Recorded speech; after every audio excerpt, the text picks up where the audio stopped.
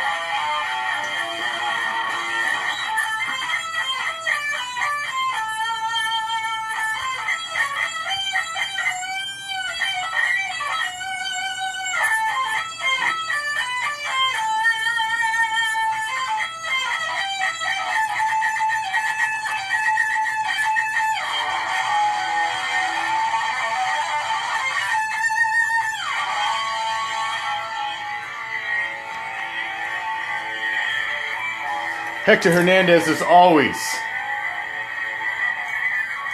leading us off. As well as today when a new Raider will be born. Yeah? You got a TV? Well, so do I. If you don't want to watch mine, go watch your own fucking TV. Because I don't give a shit. You may have a TV, but you don't have me here, too. So, you know. It's Raider Reaction, baby.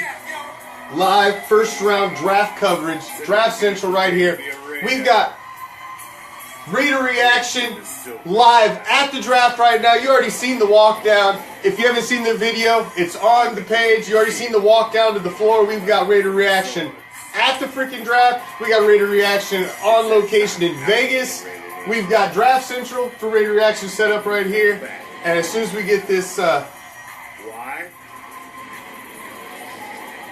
Because it's time. It's time to bring them.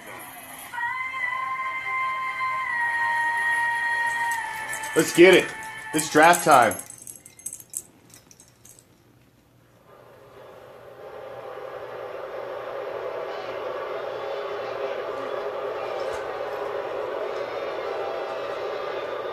Welcome, football fans, to the 2018 NFL Draft. Boo! I can't believe you guys are booing the Cowboys. Come on. Kitchy kitchy coo, Troy. Thank you all for being here, and for all of you tuning in across the country to welcome our future NFL stars. What's up, Troy? The record tonight.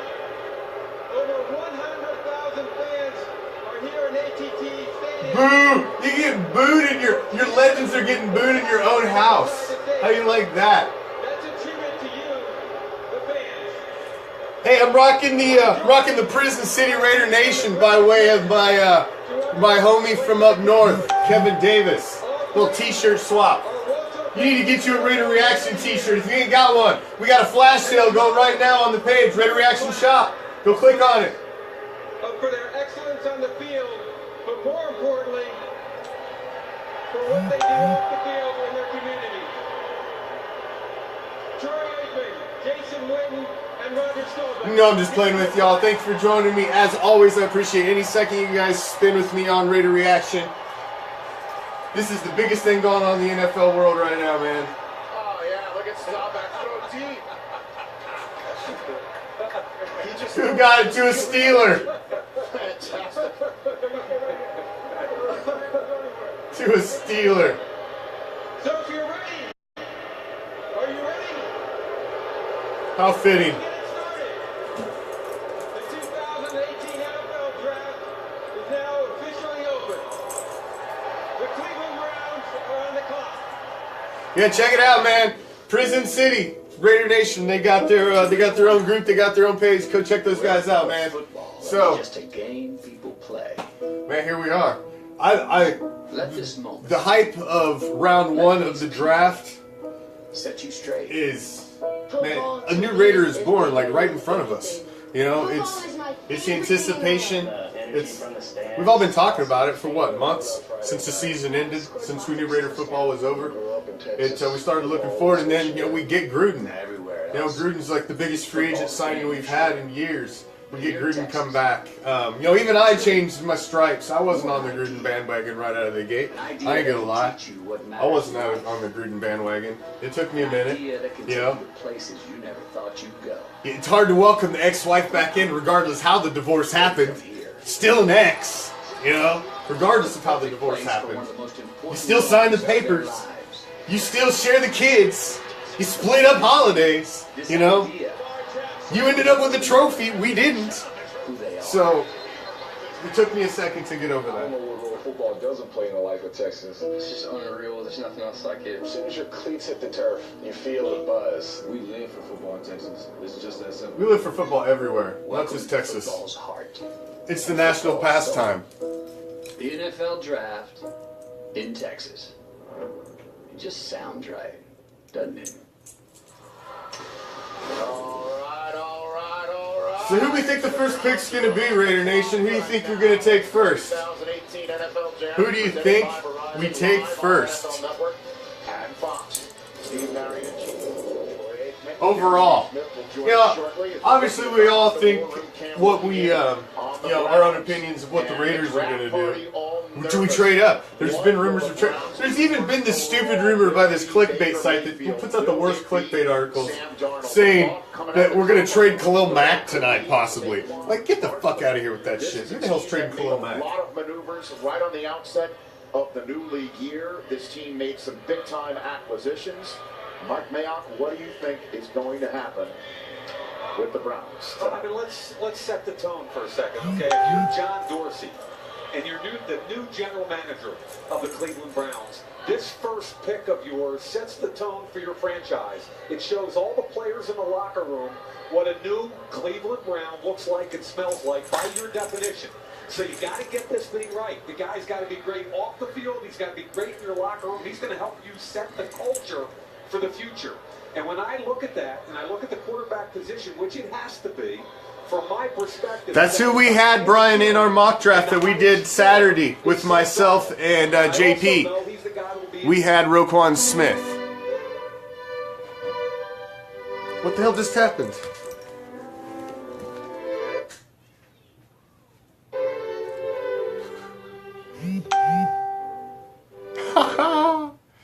April Fools.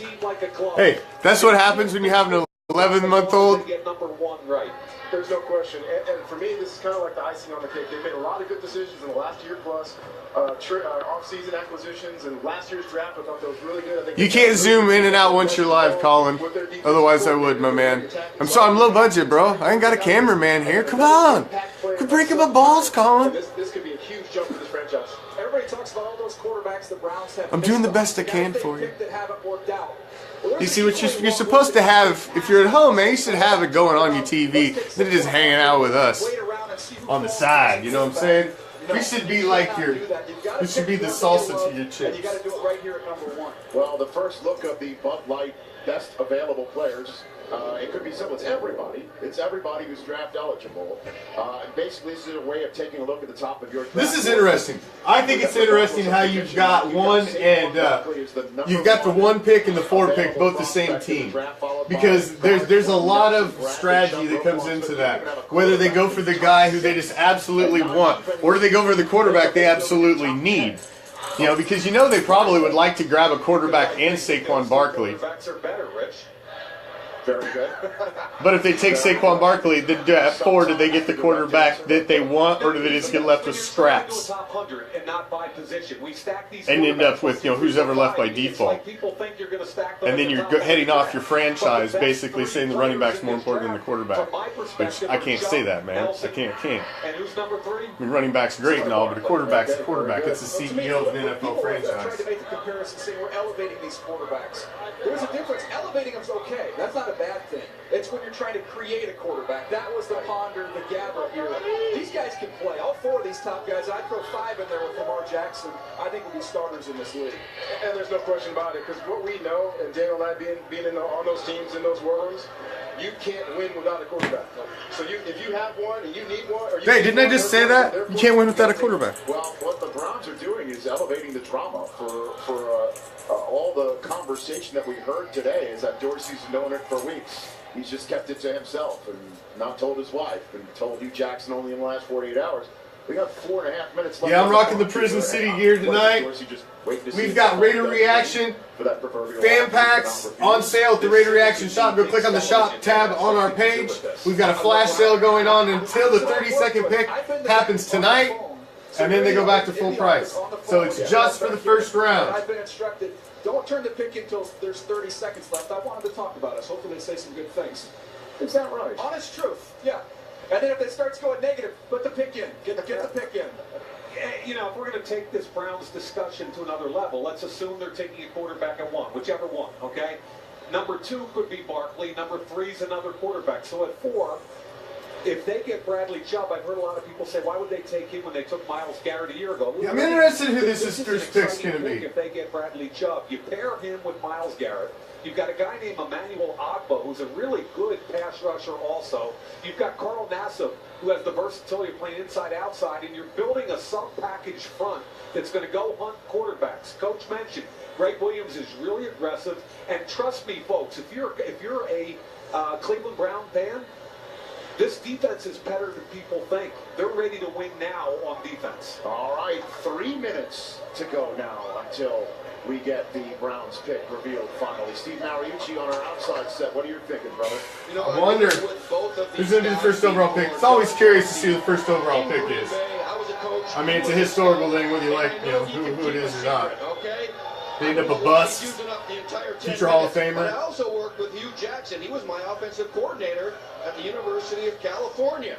And we ran the West Coast offense, and now he's tweaked that offense since then, but I know he wants a smart guy, and he wants a guy with some mobility. He likes to move the pocket, change the launch point, Troy, because he doesn't want to go back in the pocket all day long.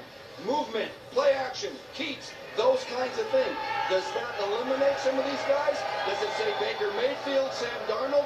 Those are the kind of athletic quarterbacks I know he likes. Well, I'm going to go ahead and say, this is and what gets me right here. So all right. Not just get it started. Take a quarterback at number 1, and then go to you didn't know who you were going to take? It's the first damn pick. You knew you had the first pick for how long? So if you knew you weren't trading, what are we waiting for? As soon as they turned the camera on, Brown should have walked up and been like, let's get this party started. I'm taking so-and-so, let's go. And that should have been it. But no. We're 15 minutes in, and they're still talking. Like you didn't know who you were taking? Seriously? I mean, maybe if you're the Browns, you didn't know what the fuck you were taking because you're the Browns. That's why you're picking first again. His first year as offensive coordinator, he's done a great job at every stop that he has been. Most recently in Pittsburgh, I can assure you, whichever quarterback lands there, he's going to be coached up and he's going to be coached well. Well, the pick is in, guys. As a matter of fact, the Giants are already on the clock and have been for a minute, so they already have the information. And phone lines are ringing, and Hugh Jackson is currently strolling around. Somebody's getting the phone call. Korea, Ohio Browns war room shown by. I mean, how if it is Darnold? It's unfortunate that that you get the pleasure of being the first overall pick, but you got to be a Brown, man. The roof will That's be brutal. torn off of this building, and all sorts of phone rings in New Jersey with the Giants will happen. But it's time to get the first pick of the 2018 draft. Here is the commissioner to make the announcement. I love when Goodell gets booed on his way up every time, man. It's classic. With the first pick in the 2018 NFL Draft, the Cleveland Browns select Baker Mayfield. Wow, really? Oh, Jesus. You took Johnny Manziel 2.0. Get the fuck out of here. Wow. Mayfield, quarterback, the 2017 Heisman All right. Trophy winner. He's going to be grabbing his crotch all the way to 1-15, baby. Oh, my word. Oh, get the hell out of here. You don't think you could have got Baker Mayfield at 4? You thought you had to go to number 1 to get Baker Mayfield? Are you kidding me? No way. Baker Mayfield is who I thought would be left at scraps at 4. No way, man. Baker Mayfield. Drafted first overall, Michael. First overall. It has been I didn't see that one some coming. time. Mike Mayock, I'll give you the floor as Sam Darnold is now there for the drafting by the Giants, or somebody to come up and get him. It could be the Jets, it could be the Broncos. The Giants might give pause and go ahead and choose that young man out of USC. Am I right, Raider Nation? Is that not the? I agree, Brian. Is that not the Browns being the Browns, man? That seems like a wow. That doesn't seem like the pick you got to take it first overall, does it? I really don't think so. Perspective. John's got a little swag, and he likes swag. He likes confidence. This gives a competitor. If you're looking at the plus side of him, you know, he's under 6'1". He finds lanes to throw. He's thick in the chest. He's highly accurate. Playmaker. Highly accurate on the move. His character has cut both ways in different buildings with GMs and head coaches I've talked with. Now, when you look at him on the field, there's a lot to like. Against Texas, they'll pump fake, throws him open into the secondary, wide open. I like him best, though, when he's on the move. He'll fake, play action, plenty of time in the red zone, pulls it down, rolls left, great throw. He throws the wide receiver open to the back line of the end zone. Again, highly accurate. Pump fake, and he's an athlete. He might not run 4 or 5. They didn't have to go to 1 to get Baker Mayfield. They didn't have to. What I don't like is he misses a lot of underneath coverage, especially when the pocket collapses. He never saw the free. Thank you, Leslie. Sharing is caring. Share it up, Raider Nation. The reason we've got it zoomed out like this, guys, you got to understand, man. We can get things shut down for sharing streams like this. So we're trying to do a solid to Raider Nation who can't watch this, because obviously if you're sitting at work somewhere, you're in the back of a fucking kitchen somewhere, and you're that member of Raider Nation who just wants to see who the fucking first pick is, and you can click to fucking Raider Reaction on your fucking phone, and if this is all you can see, and at least you can see and you can hear it, then fucking A, man. That's what we're doing it for. You know, and the rest of us, we can sit here, we can have our own commentary about what we think about it. We can laugh at the Browns and their first stupid pick. That's what Raider Reaction's for. It's the reaction of Raider Nation. Us, you, everybody. We replay, we relive, we react. That Johnny Manziel ever thought of having. I know this, the spotlight's not going to be too big for him. There certainly is going to be a lot of expectations. This team has a lot of holes to fill. But I would not be surprised, even though they have said Tyrod Taylor is going to be the starter in 2018. I wouldn't be surprised if Baker Mayfield's not your starter week 1. Yeah, Troy, these Cleveland Browns, 2 things they haven't done much of lately. Win football games and protect the football. You go out and get Tyrod Taylor, and he was in the playoffs last year. Very low turnovers. You go draft Baker Mayfield, he protects the ball, and he's won a lot of football games. But when I watched him for a comparison, I had to go back. I heard Russell Wilson. I've heard Drew Brees. I saw Jeff Garcia when I watched him. Talk about somebody that's a little bit frenetic when you watch him in the pocket. Very busy. But he throws with excellent accuracy. He can anticipate. He can throw a touch. And when he extends the pocket, he's not looking to run. He's looking to make plays and throw down the field, and that's something that Jeff Garcia had some success with. Well, Baker Mayfield was the apple, supposedly, of the Jets' eye in the Big Apple. He is now off the board. The Jets are now more than a minute into being on the clock for their pick because the New York Giants have not traded this pick. They have made it. Could it be Sam Darnold? Could it be Saquon Barkley? This is a linchpin pick of the 2018 draft after a stunner of a beginning. Here's the commissioner with the pick of the Giants. And they're booing the Giants. They're booing the Giants here. Yeah, let's go with that. With the second pick in the 2018 NFL Draft, Here we go. the New York Giants select Saquon Barkley. Ooh! You done fucked up. I bet you Cleveland wanted Saquon Barkley. They thought for sure. Oh. Coach at Penn State and James Franklin. This young man doesn't. Cleveland, boom! In your face. Blew up in your face. Let's be honest. I'm telling you. The Giants have rarely ever had. Telling you. And with Eli Manning, They wanted a quarterback in Saquon Barkley, and that just blew up in their face. Unless they're going after Chubb. Unless they're going after Chubb. line at tight end next to. Well, I got a feeling that blew up in their face. The protector that they got in free agency. This young man is about to go to the new. And I can't say anything bad about whoever takes this guy.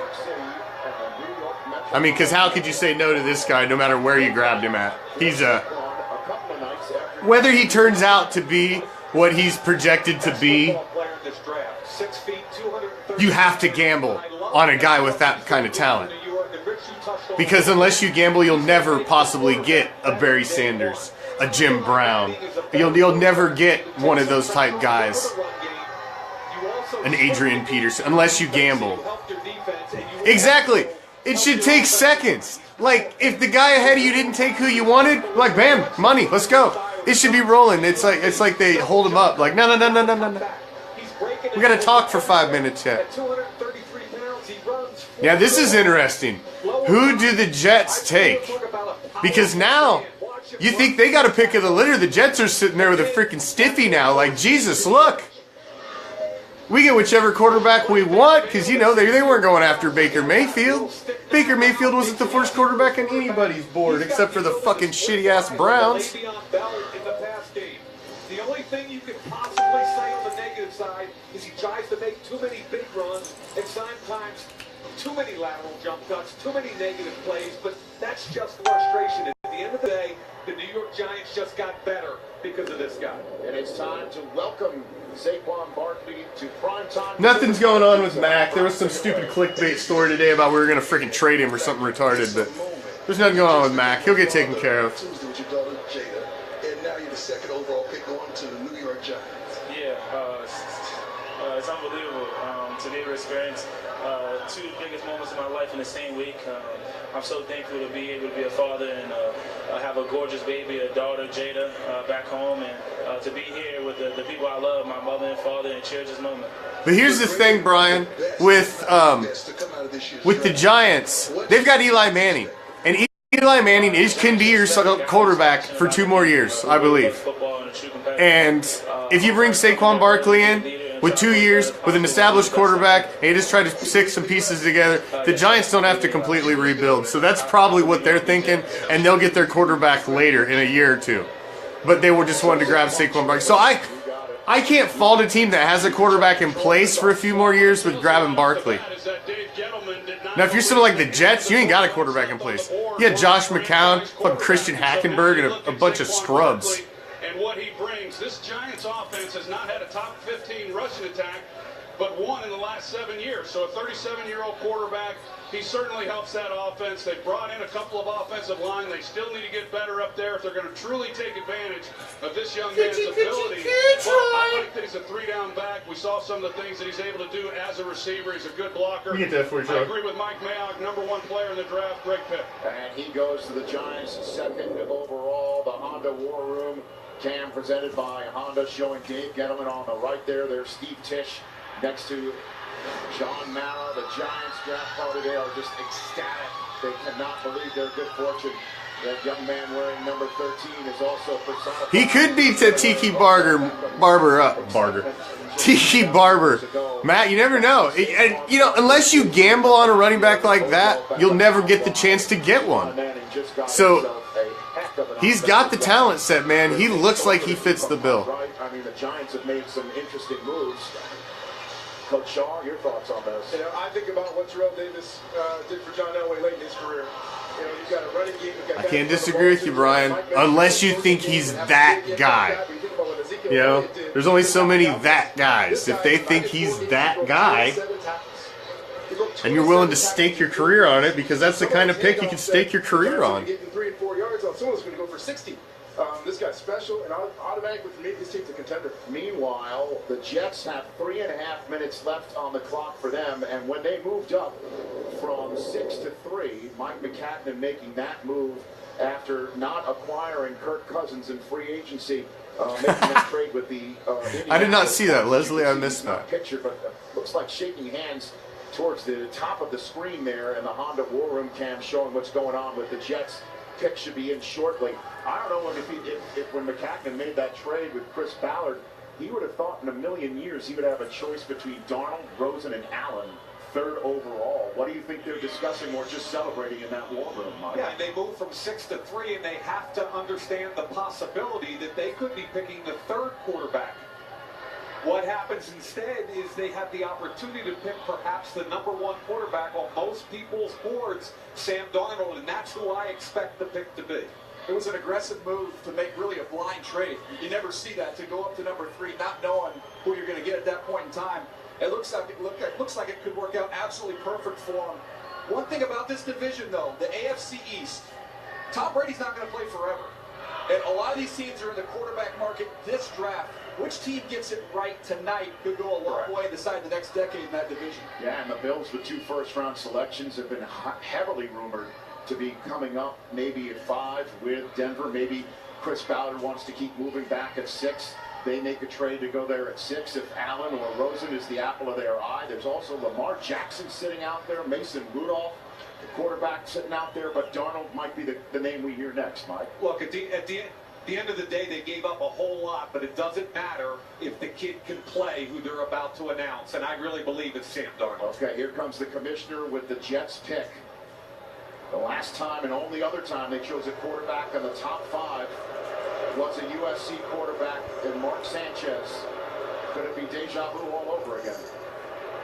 With the 3rd pick in the 2018 NFL Draft, the New York Jets select Sam Darnold, quarterback, USC. So there he is, 20 years old. Darnold.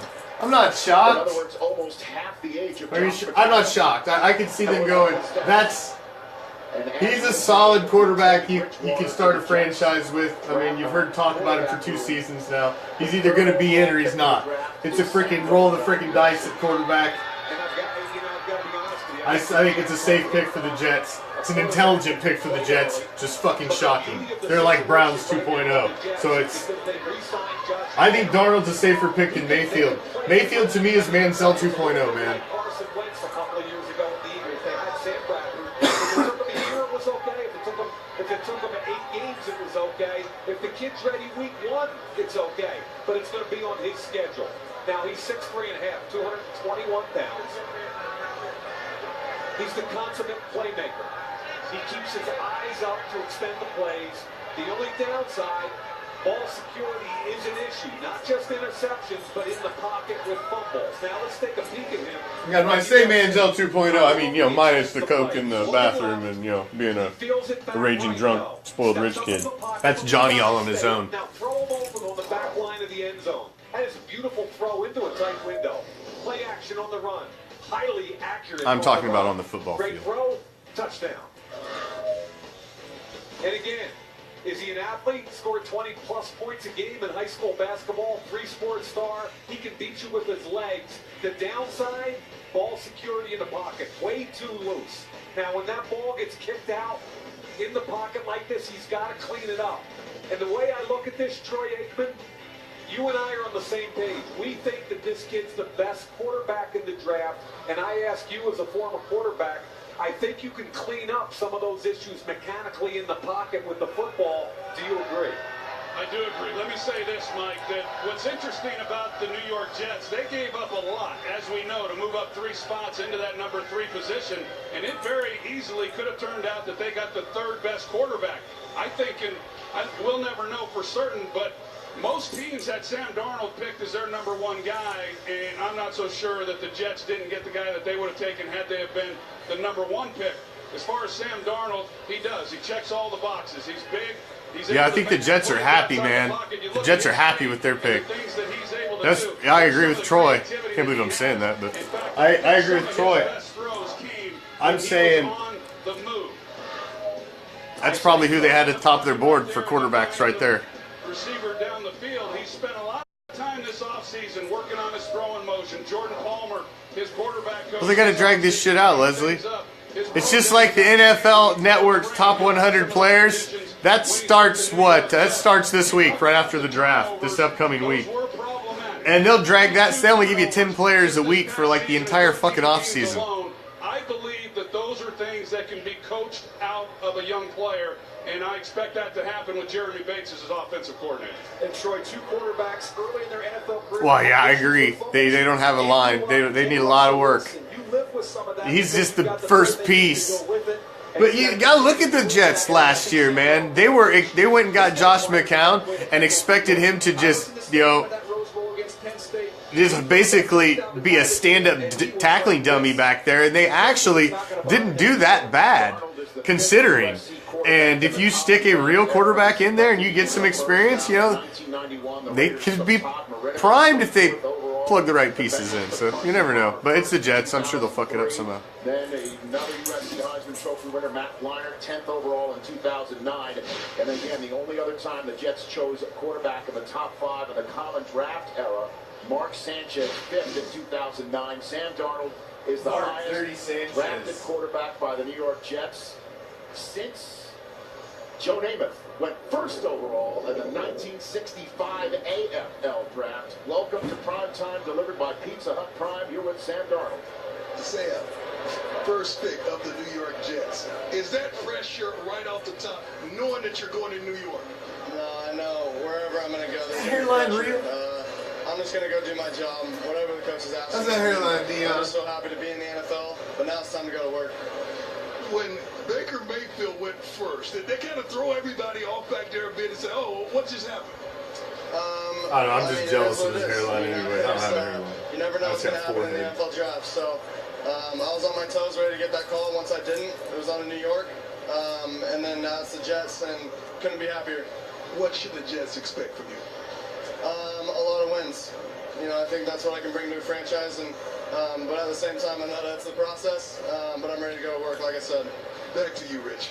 Well, Prime, appreciate it. With the drafting, the Jets cornered the market on bridge quarterbacks during free agency. There you go. Quarterback with the word bridge in his name. You got Bridgewater in there. Guys in the Jets quarterback room. We'll see. Now this is going to be interesting. Who does Cleveland take, man? They should take Chubb. If you passed on Barkley, you went with Baker Mayfield at your 1st overall pick. If you don't take Chubb now, then what the hell was your plan with Baker Mayfield at 1? So,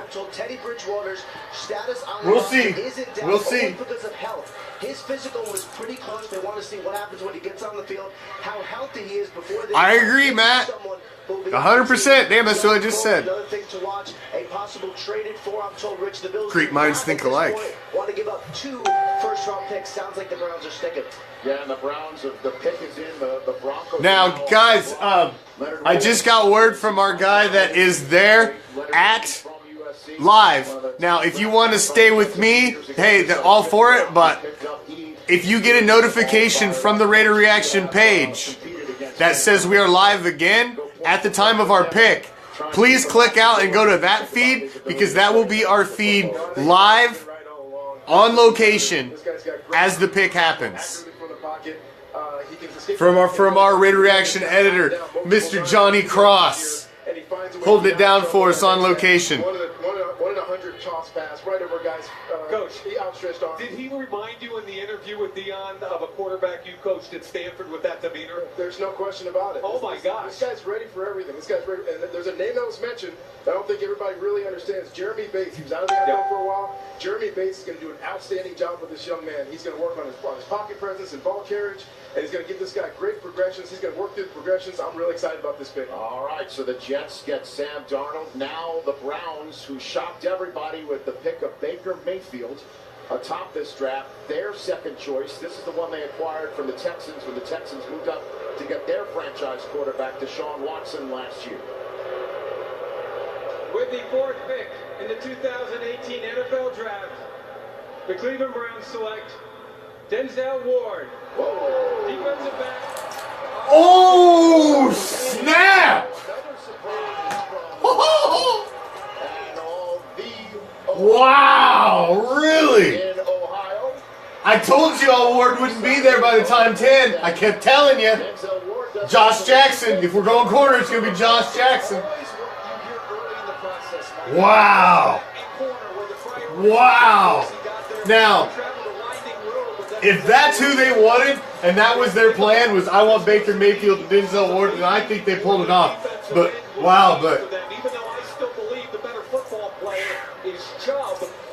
how do you pass up Saquon Barkley and Chubb for Denzel Ward and Baker Mayfield? When we come back, so the Browns have gone Mayfield. Wow. If you had that, you struck the lottery. Wow. This is Emma. She has a dog and a pig. Hey, if you're just joining us, we've got Raider Reaction fan packs on flash sale deep behind the enemy line. You can get the black shirt. Pet-proof carpet. You can get the gray shirt. It's got the Raider Reaction logo on the front. On the back, I'm a Raiders fan, deep behind the enemy line. You get that. Get the sweet Raider Reaction deep behind the enemy line bracelet with the inset silver lettering. A bunch of vintage Raider swag in your box as well. It is well worth it right now. There's a flash sale, $60 on the page. Hit it up. Suckers are shipped out. First shipment of them just went out last week. You can get in the second shipment going out. So hit them up. In the deluxe packs, you get both shirts, or you can do the standard packs and pick either black or gray, and you get the bracelet with either one. You get the vintage card packs. With the deluxe pack, you get the extra vintage item from my personal collection, and they're well worth it. Anybody that's been following the page for a while knows anything that we give away, man, it's always legit.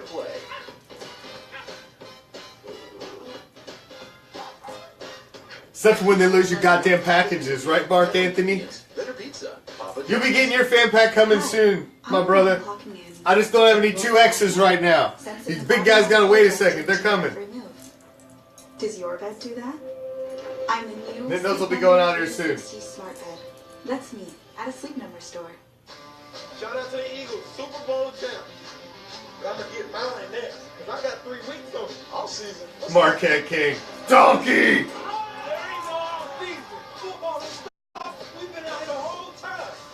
You gotta use it or lose it. For real, good luck stopping me next year. And me. And me. Thanks, I'll take that. Y'all boys ready to play some football? Watch me. Now that Lexus of Wesley Chapel is open, people in South Tampa just can't stop talking about us. Service we had not previously experienced from any other dealer. We are truly impressed with Lexus of Wesley Chapel. This is the best dealership I've visited in Tampa Bay in 20 years. Great place, great people, the best of the best. Experience amazing. Experience exceptional. Experience Lexus of Wesley Chapel and see for yourself why so many people are talking.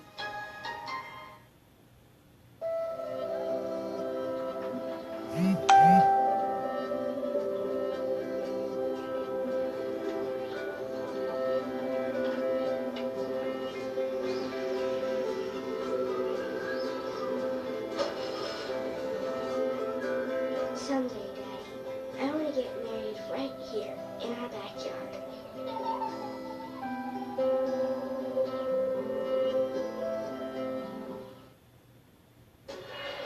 All right, so the first 4 picks have not disappointed in the NFL Network coverage. Also on Fox Fox. We're thrilled to be partners with Fox here at the NFL Draft. And this summer, the World Cup is coming to Fox in FS1. Every match live. And over 300 hours of coverage. The world's biggest sporting event begins June 14th on Fox and FS1. Less than 4 minutes until we hear the Broncos pick. And again, it's amazing how these things happen. If you had told Browns fans when Baker Mayfield planted the flag in Columbus that 1 and 4 in the upcoming draft would be Mayfield and one of Ohio State's finest in Denzel Ward, you can't make this stuff up. You can't make it up. The crazy thing, I went to that game here, the Cotton Bowl game with Ohio State and USC. Denzel Ward didn't play to save his draft stock, and Sam Darnold turning the ball over in that game created a lot of questions. So it's interesting how that dynamic in that game and here changed both their fortunes. And again, John Dorsey is a guy that believes in 27 years. He's a very talented evaluator. Nobody questions him. He doesn't really care about criticism. He's immune to conversation. They're going to make a pick and go forward. It's Baker Mayfield, and they got the best corner in the draft, and they took care of an issue right there. The They pick got is in. Day one. So who do you think donkeys go with? Turn the table to Denver. And This is an interesting one. Who do you think the donks go with now? Years ago, a Super Bowl. How'd they win the Super Bowl, Coach? Rushing the passer, and you can see Bradley Chubb joining the Denver. In due time, Leslie. In due time. And they got Nelson or Chubb, two of the best 3 position players in the drafts, staring them right in the face. And a very special announcement about to be made by a special. These are our first items. We're coming out with we're coming out with a couple of shirts I think you guys will like. He's a big-time Broncos fan. Obviously owed to two of But he can't have it until I'm done with it. two of our biggest It's a really neat dude. The NFL's continued support of St. Jude Children's Research Hospital gimmicks, helps ensure that all kids I would say. have a chance to play 60. This year, the NFL, NFL Network, and Rich Eisen help raise $180,000 so that no family ever receives a bill from St. Jude.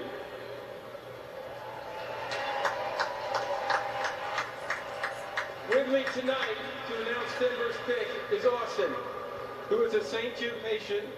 Austin is 17 and an aspiring broadcaster from New Mexico and a big Broncos fan.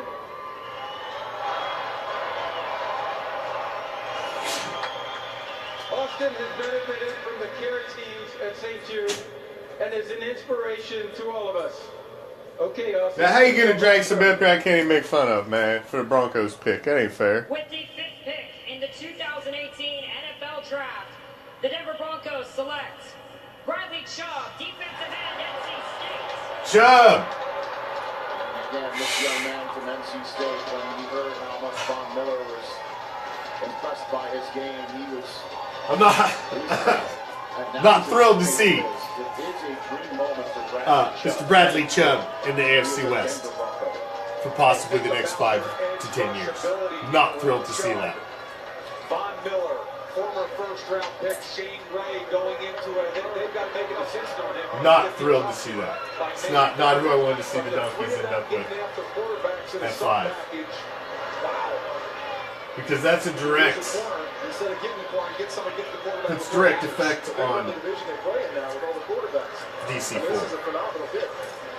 David, I believe that this team's closer to the Super Bowl team of 3 years ago. Now that they signed Case Keenum to be their quarterback, they've stabilized that situation. I think Case Keenum is good or better than Peyton Manning was at the end of his career. And now you're going to get after quarterbacks the way they get after quarterbacks. So Bradley Chubb did a draft party in Denver, Colorado there. They're clapping the thunder sticks together as this guy knows how to hunt. And the top edge rusher is now on the same line as Von Miller. Call him 6'4", 270. He sets a physical edge in the run game. Violent hands. Impacts the quarterback in the pass game. And I think he's going to have a similar rookie impact as Joe. I'm not either, Judy. You know, but I'm surprised he was still on the board at 5, honestly. He's doing really well. He's excited because he knows he gets to play. Let her fly, Leslie. Popeye's right. Yes, sir. I mean, Our page is rated MA, baby.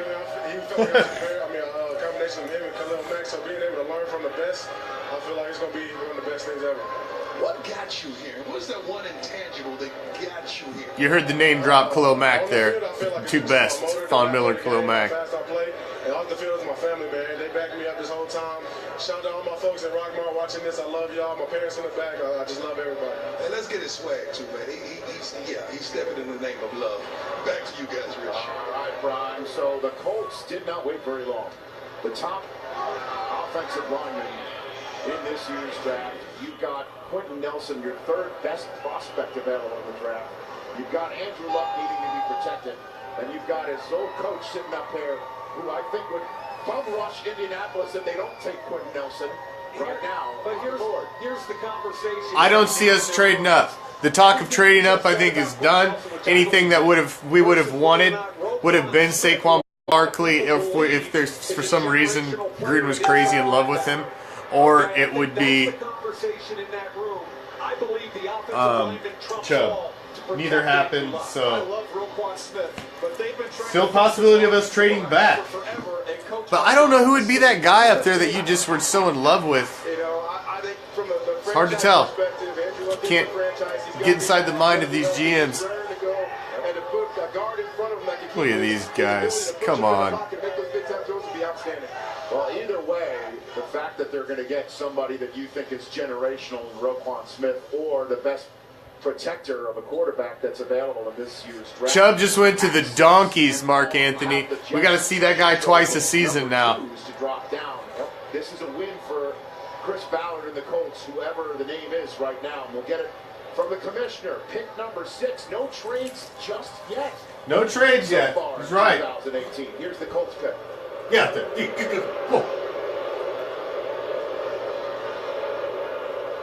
With the 6th pick in the 2018 NFL Draft, the Indianapolis Colts select Quentin Nelson, guard, Notre Dame.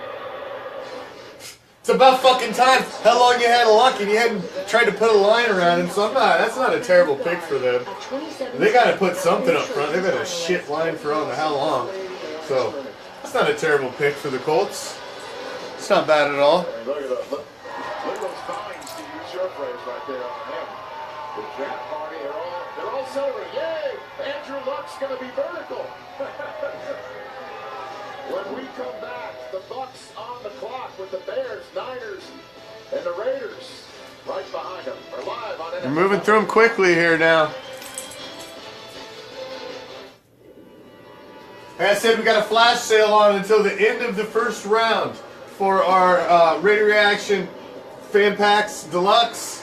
And you can get both the shirts, you can get all the stuff. We also have your single fan packs on there where you can just get whichever shirt you want. We got other shirts and stuff that are coming out, but these are the first stuff you come out with. You get the bracelets and stuff and a bunch of vintage swag as well. So go check it out. It's on the shop tag on the Raider Reaction page, the Raider Reaction shop. Go check out the Reaction shop. Bucks are up. Bucks are an interesting pick, man. I'm not sure who you. Hey, you look at who's still on the board. I mean, supposedly they got their QB, right? Jameis is their guy. I mean, I guess Mr. Crab Legs. He's their guy. You know, they've put. So who did they go? I mean, if this is an interesting pick. Because you think they wanted Chubb, because their defensive line sucks. So, now that Chubb's out of there, did they look linebacker? Because they got Levante David. They've got Quan Alexander. They've got... So I don't know if... Where do you think they go? You want to keep chasing your dreams. We make sure you never have to stop. The playmakers. Stretching out for the pylon. Touchdown. He's good. He's as good as they come. The showstoppers. Alive to Gronkowski. What a catch, you kidding me? The human highlight reels. He has no fear. He's a walking Hall of Famer. These are the best in the game. So I've been calling it. I've been saying I was on the Josh Jackson bandwagon for a while. You've all heard it. I still think he's the top corner out there. Premieres Monday at 9. Only I had him and Denzel Ward neck and neck, and I just like, there's just something about him I liked a little more. I don't know if it's a little gritty. I don't know, maybe it's just because he won the Jack Tatum Award. Maybe that's why I liked it. Thank you very much. I don't know, there's something I liked about the kid. And he's still high on my board, if they go corner in the first. JP and I on our mock draft on Saturday, the Raider Reaction official live mock draft. We're going to break that down. We'll break it down on Monday. Or actually, Monday or Tuesday. I don't know. Probably Monday with Big L. We'll do a quick run through. Big L can laugh at me on me and JP on how we thought maybe we'll have JP call in too. We'll break that down. See how we did with our mock draft compared to the rest of these guys on there. Fucking bunch of goddamn Lexus ad from fucking Wesley Chapel, do you? You give 2 fucks, I'm sure. Experience amazing. Experience exceptional. Experience Lexus of Wesley Chapel. So there's a lot of ways the Raiders can go here. Vita Vea, I know my boy Chucky Nation. He's been blowing the fucking horn for Vita Vea for a while. He'll still be on the board. And like I've been saying, all this stuff, we knew all this shit was gonna happen above us. All this shuffle was gonna happen, and we knew it. And like we've been saying, when we get to 10, we're really gonna have the pick of who we thought was gonna be there is gonna be there. Plus a lot of other guys. On the Metroplex, the Buffalo Bills have traded up, made a deal with the Tampa Bay Buccaneers. That's right. The Bills, first trade. Both first-round picks, and they have stuck to that. I'm told they're giving up 2 second-round picks. Who are you jumping up for? To come up to 7. Is it going to be Josh Rosen? It's probably for Rosen because he's still there, or Allen. The Buffalo Bills, they believe, get their quarterback of the future. Yeah, it's pick 53 and pick 56 if it is those 2 second-round picks for tomorrow night. The Bills fans in Western New York are excited. It does appear that it could be Josh Allen. Hey, they need a quarterback. I don't think that's a bad move by the Bills. Because the Bucks, like we were just saying, what were the Bucks going to get at that pick that was going to change them? They can deal back and get probably the equivalent of whatever they were going to get right there for their need. They didn't need quarterback. They didn't get Chubb. They were probably gambling to see if they could get Chubb. As quick as possible to take over the starting job. To me, it's Josh Rosen because he's a smart guy that comes from a heck of a system. He seems a little bit more. We'll see what these guys have to say. Well, what I would say, first of all, kudos to Brandon Beane. He knew last year that the quarterbacks were going to be heavy in this draft. He traded down last year in order to give himself an opportunity. I just like fucking with Troy every time he comes on. I fucking hate Troy. Out of this draft, as far as who are they going to take? I like Josh Rosen. He was number 2 on my board coming into this draft, but I believe they're going to take Josh Allen. I think he fits that Buffalo market better. I think with the big, strong arm, he's going to be playing in tough conditions. I just have a feeling that he's a better fit in that community there in Buffalo than Josh Rosen. I mean, both of those guys are a perfect fit, but I think Josh Rosen, because I just think his accuracy and his ball placement is what they need in Buffalo, and he's the guy. He sure is the guy, and I think that you're playing in cold weather. You got to have big, strong hands because you got to cut through the wind, the rain, sometimes the snow. In bigger hands, usually. And Josh Allen is the better athlete of the bunch. It's going to be interesting. Rich, take it back. All right, so the pick is in. The Bears are on the clock with the Bay Area teams behind them. Here we go. The commissioner with the first. Let's see what we got here, Raider Nation. The pick is in. The Tampa Bay Buccaneers have traded the 7th pick to the Buffalo Bills. With the 7th pick in the 2018 NFL Draft, the Buffalo Bills select Josh Allen, quarterback, Wyoming. Ooh! Josh Allen, Wyoming. So the kid from Fresno who played his college ball in Wyoming. So they seen he was still there. They're like, damn, I can't believe he's still here. At 7, let's deal and get him. I don't think it's a bad move for the Bills. They need somebody solid behind center. They haven't had anybody, man. They went through Manuel, Tyrod Taylor. Jesus. A couple of things. Number one, I give them a lot of credit for being patient, not going all the way up to 2, giving away all their draft capital. They let the game come to them at number 7, and they got their guy. Number 2, think about the culture in that locker room. That's an important thing for Sean McDonough and Brandon Beane. They got rid of a lot of players. This is their kind of player. He's got crazy arm talent, play action, under center. Watch him climb the pocket and look at this arrow. Bang. This next throw is one of my favorite of all time. Climb the pocket, make a guy miss. Roll left. Now rolling left, throw it 40 yards into a tiny window in the corner of the end zone. And then what kind of athlete is 6'5", 237 pounds? Quarterback counter, quarterback power, quarterback keeper. Well, that's the $1 million question, Paul. That's why we're all sitting here. Anticipation, timing, and accuracy. I think it comes down to position. I think he's a project. Like a lot of big arm quarterbacks, I think he's going to take. I think it comes down to position. If we want linebacker, it's Roquan Smith or we're going to go Edmonds. If we want, and I think Roquan Smith first. You know what, Big L? I've seen me and the captain said no way in hell on the safety, but I've seen more talk for Derwin James since you said something, since you brought it up, the rest of the time. So you may not be too far off.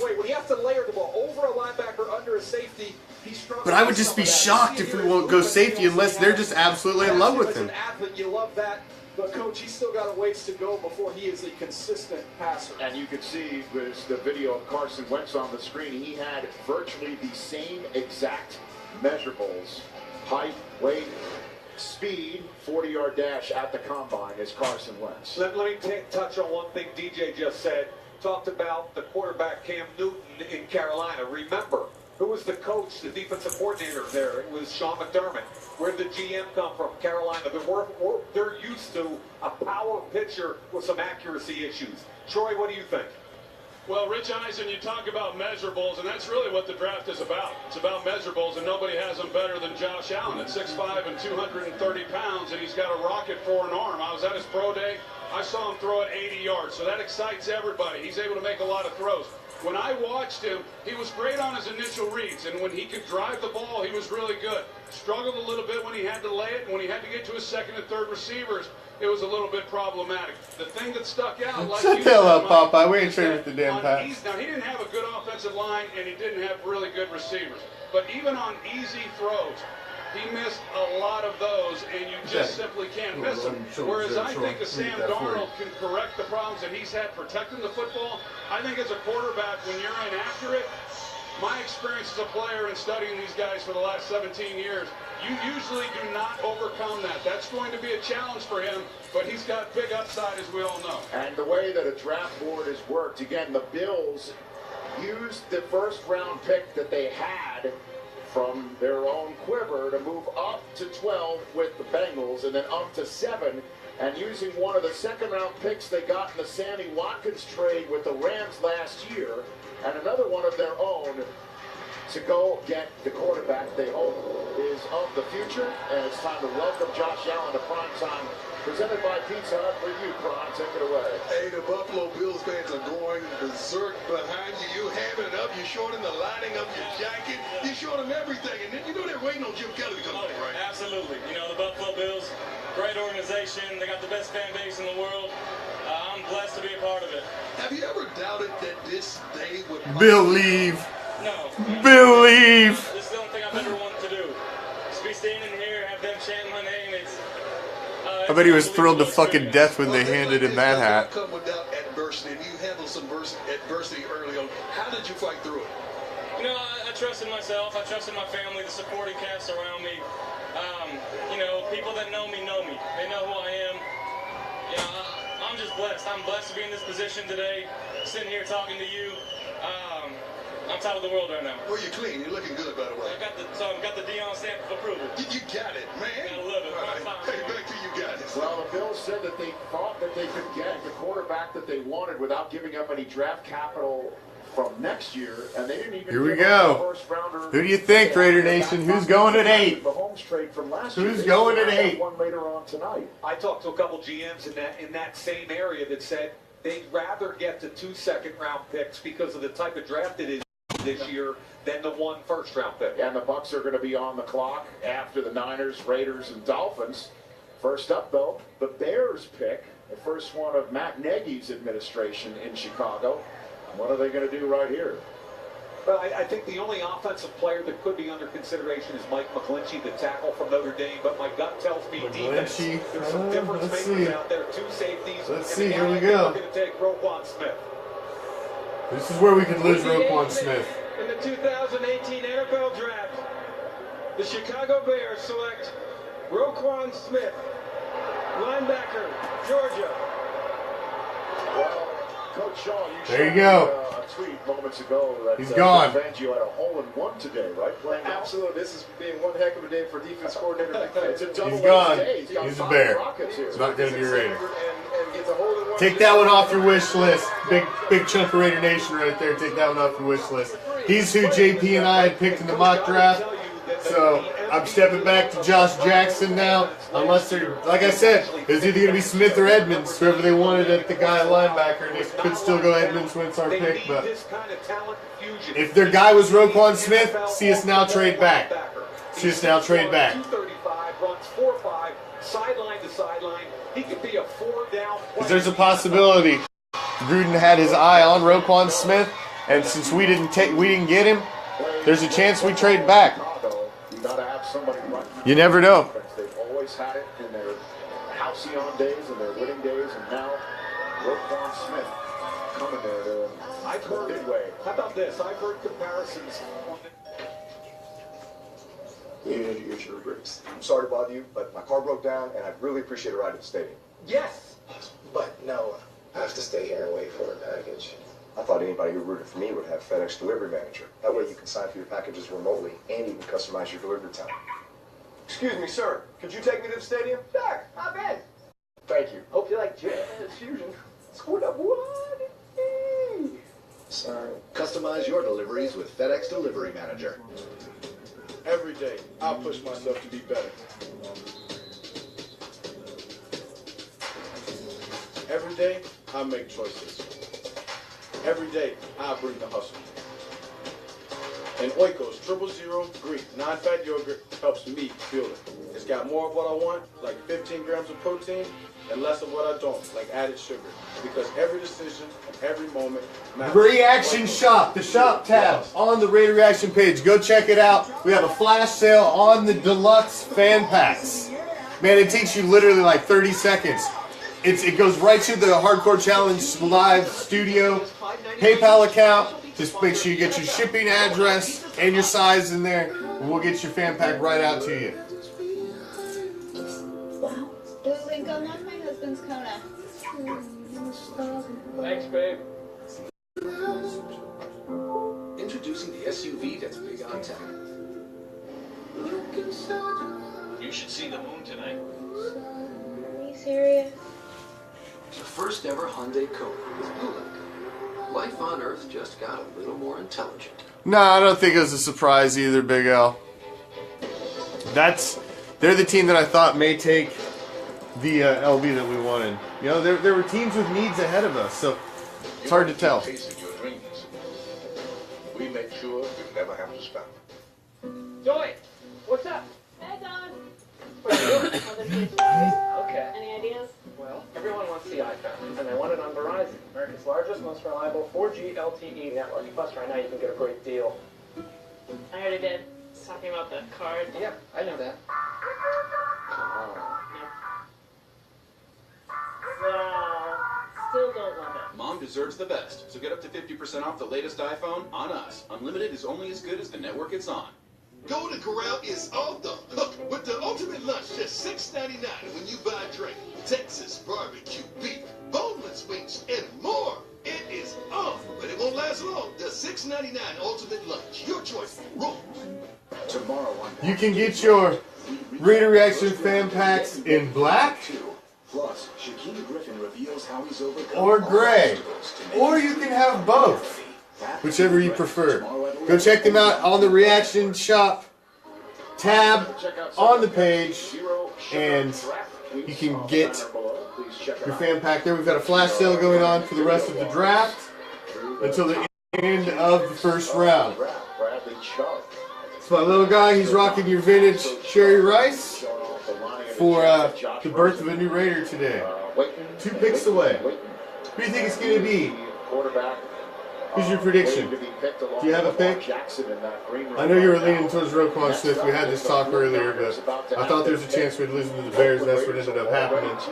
So what are you thinking now? There's the Dolphins who are sitting out there. It might be a home for Rosen. At any rate, let's get the Niners Yeah, pick. hold on. The Niners are up. With the 9th pick in the 2018 NFL Draft, the San Francisco 49ers select Mike McGlinchey, offensive tackle, Notre Dame. There you go. McGlinchey's gone now. Some protection for So here we sit with we had Edmonds and Roquan Smith on our board at linebacker. I'd say he could have went either way. So we've got Edmonds. We've got Josh Jackson, who is the top of my board on corner. He's there. You got Vita Vea, who's still there. You Chucky Nation's had a hard on for the last month.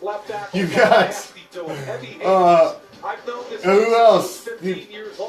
Those are probably, I would say, the top guys out there. And they're the guys that everybody has seen on our board. I've seen Derwin James on a bunch of boards, the safety from FSU. I just don't think safeties are need. I don't understand that one. So we're about to find out. We're about to find out here. So in a moment, we're either going to trade back or a new Raider is born. He's the cleanest tackle in this draft. And how about Notre Dame? Mike McGlinchey, Big Q, 2 offensive linemen in the first 9 picks. That is a testament to their offensive line coach, Harry Heastand, who's now with the Chicago Bears. So let's send things out to Troy Aikman. What do you think's going on with Josh Rosen, Troy? Well, that's a good question. I mean, I thought that he would have been off the board by now, but I think right now... Josh Rosen is, he's getting the Brady Quinn treatment. They're about to move him to the little room. Where he would have ranked in this draft, he obviously would have gone pretty high. But now you secure that offensive line, a team that gave up too many sacks. Now they're going to try to protect this franchise quarterback.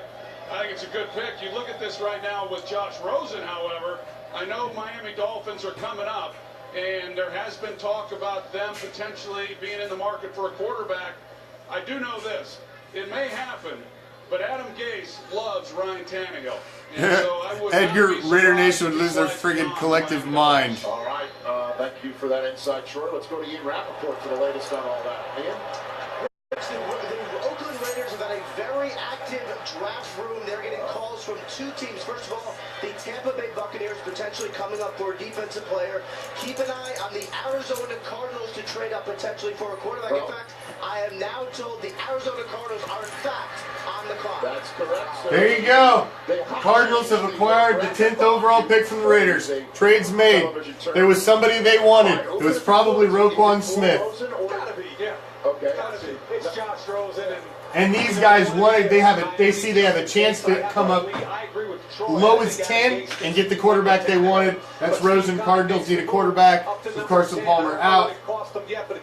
There you go. Oh, what did we get for it? For an awful lot of years, big arm quarterback. Steve Keim believes in that, and I think it's going to be Josh Rosen. Well, you've been saying for the last several weeks, Mike, that the comparison that you make based on Rosen's injury history is Sam Bradford. Guess who he'd be right behind on the quarterback depth chart in Arizona? Well, that's why I mocked him to Arizona at 15. I didn't have to trade him up, and I'm not sure they had to.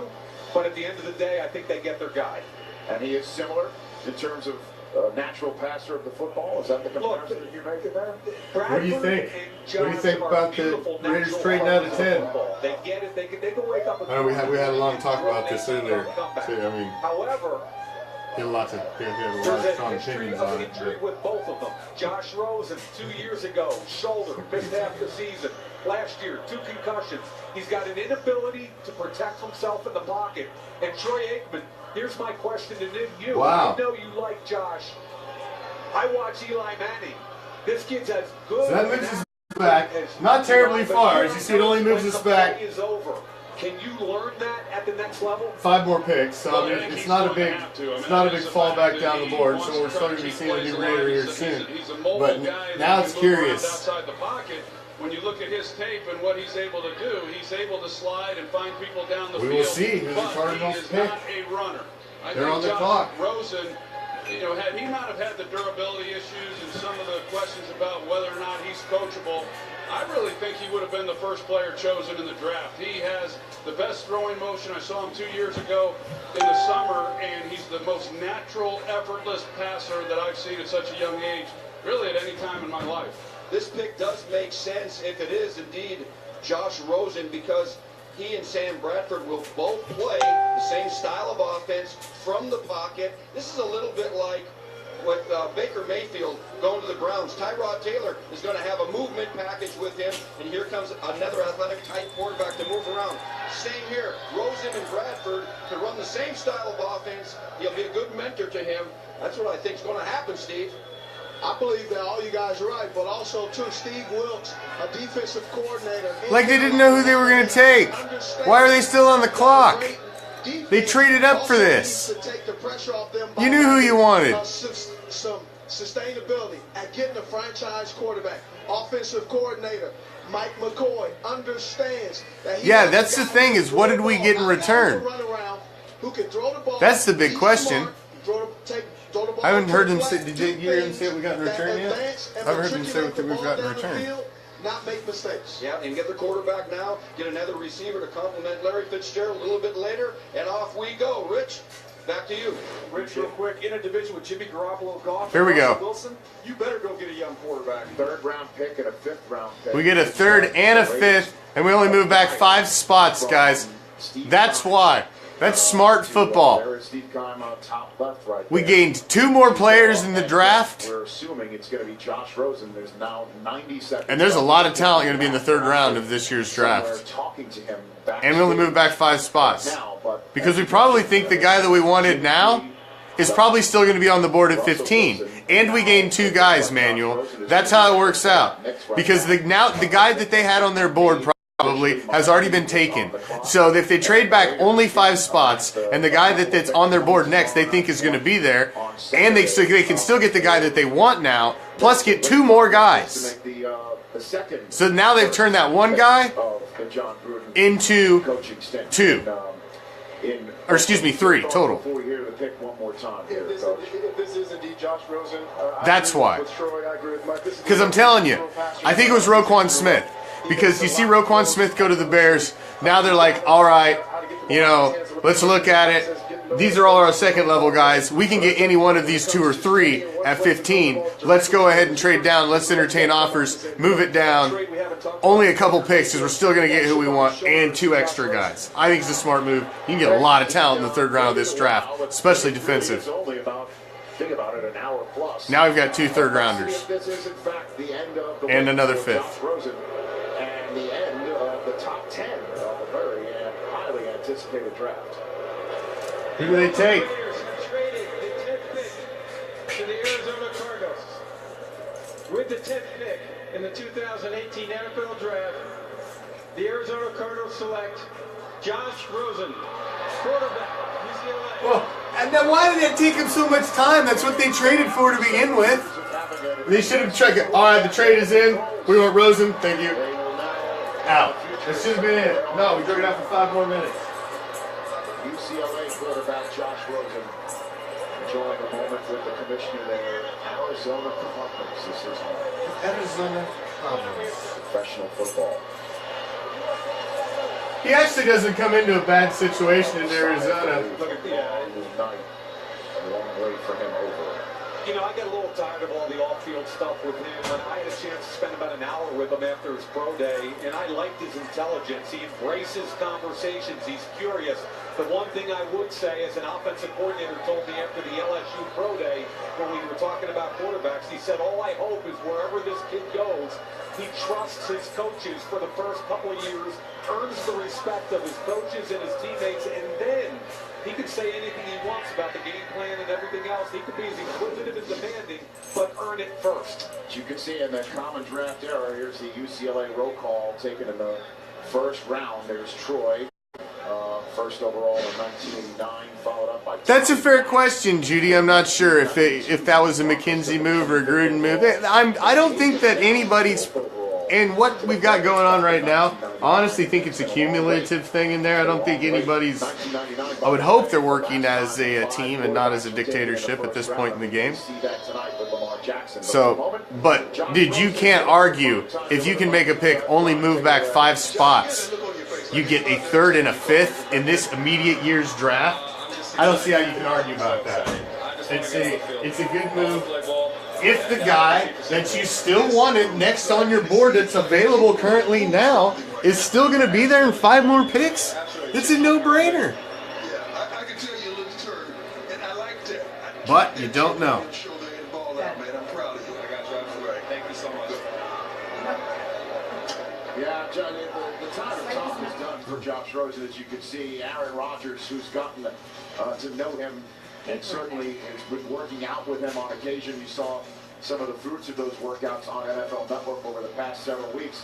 Aaron Rodgers congratulating him. Congrats, buddy. As we all know, Rodgers waited 24 picks to hear his name before he got out on the field, and we all know he's now first ballot Hall of Fame material. Here's Josh Rosen out of Manhattan Beach, so he doesn't have to travel too far to play his professional ball. Beautiful natural throw, understands concepts and design.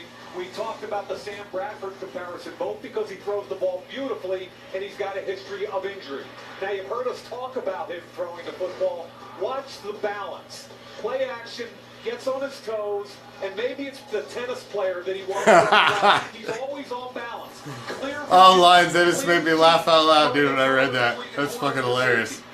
You can thank my wife for that lovely thought addition to the fan packs, as Line just opens his first one and got his sprinkle of his silver confetti. So his wife wasn't real thrilled about the silver confetti, but he thought it was nice.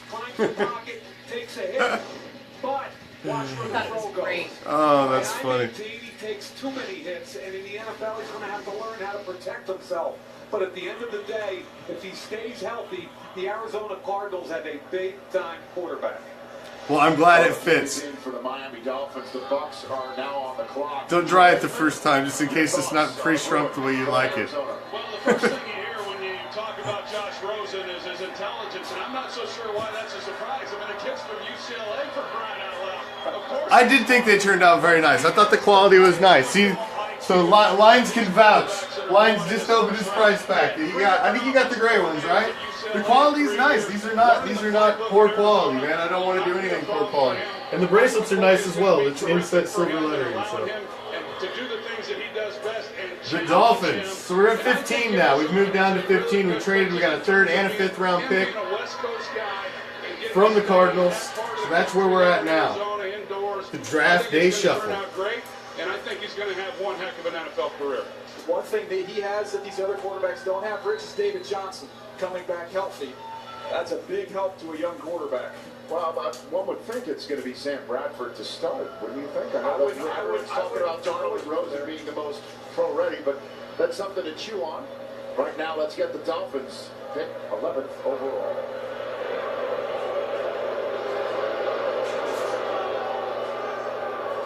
With the 11th pick in the 2018 NFL Draft, the Miami Dolphins select Minka Fitzpatrick, defensive back, Alabama. Fitzpatrick's gone. We didn't need a safety, and I didn't think he's going to be a corner. So, and he's going down to South Florida. He's already got a sort of... I know there was a lot of people that thought we were going to go with Fitzpatrick. That's not where I thought we were going to go. I never thought that was going to... He was not on my board. Thanks, Coach. I appreciate that. Which one was Don Johnson? So we'll see. We'll see. Minka Fitzpatrick putting on a Miami Dolphin uniform. Mike, your thoughts on this pick? Yeah, really good fit for Miami because you pair him with Rashad Jones. They can move T.J. McDonald, the dime linebacker. He's 6 feet, 204 pounds. And he can literally play any position back there. 9 interceptions career, 4 taken back for a touchdown. He's got free safety range. I think you can match slots and tight ends. In other words, man-to-man coverage, drop down and cover a slot, be physical enough to cover that tight end. Here he comes, working underneath all the way across the field. When you talk to Nick Saban about this kid, Nick Saban lights up. Nick Saban started him as a rare starting true freshman defensive back. Watch him feel the crackback blocks, fit into the tackle. They worked him in the box this year. I think you have to have a plan for him. He's got free safety range, but where are you going to play him so he gets around the football more often? Alabama last year had him in the box a lot. Boy, when Nick Saban talks about him, he almost gets choked up. It's really, he loves this kid, and I believe he's an all-around defensive back. Well, one of the finest from the Southeast Conference is playing in the most southeast location in the National Football League, and the draft party, they are Look at that. What is that? Laces up. It's a goofy fish-looking mascot. Redskins, Packers, Raiders on the clock. I don't look like a dolphin. You like Ace Ventura, I love it. The 2018 Alrighty. Thank you for joining us. We always appreciate any second you spend with us on Raider Reaction. New or old, our band of pirates. We always appreciate you. Thank you for joining us on our little Draft Central.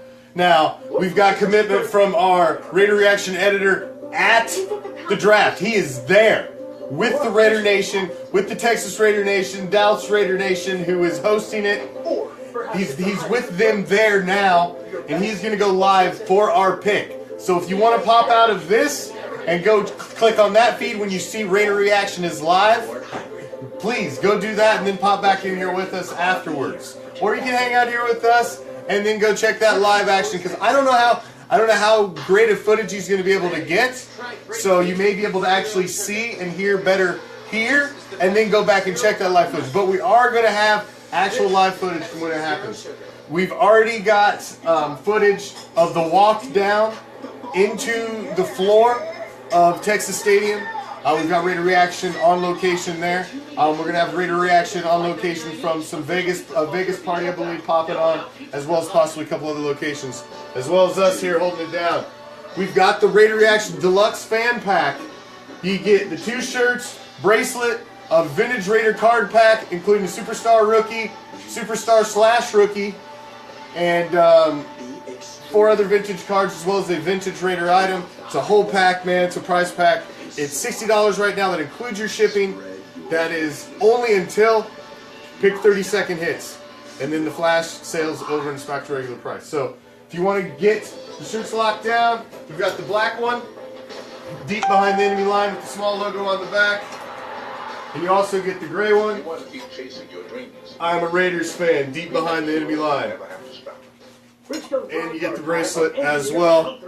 Raider Reaction, deep behind the enemy line with the inset silver metallic lettering, as well as all the other vintage stuff that you get in there, man.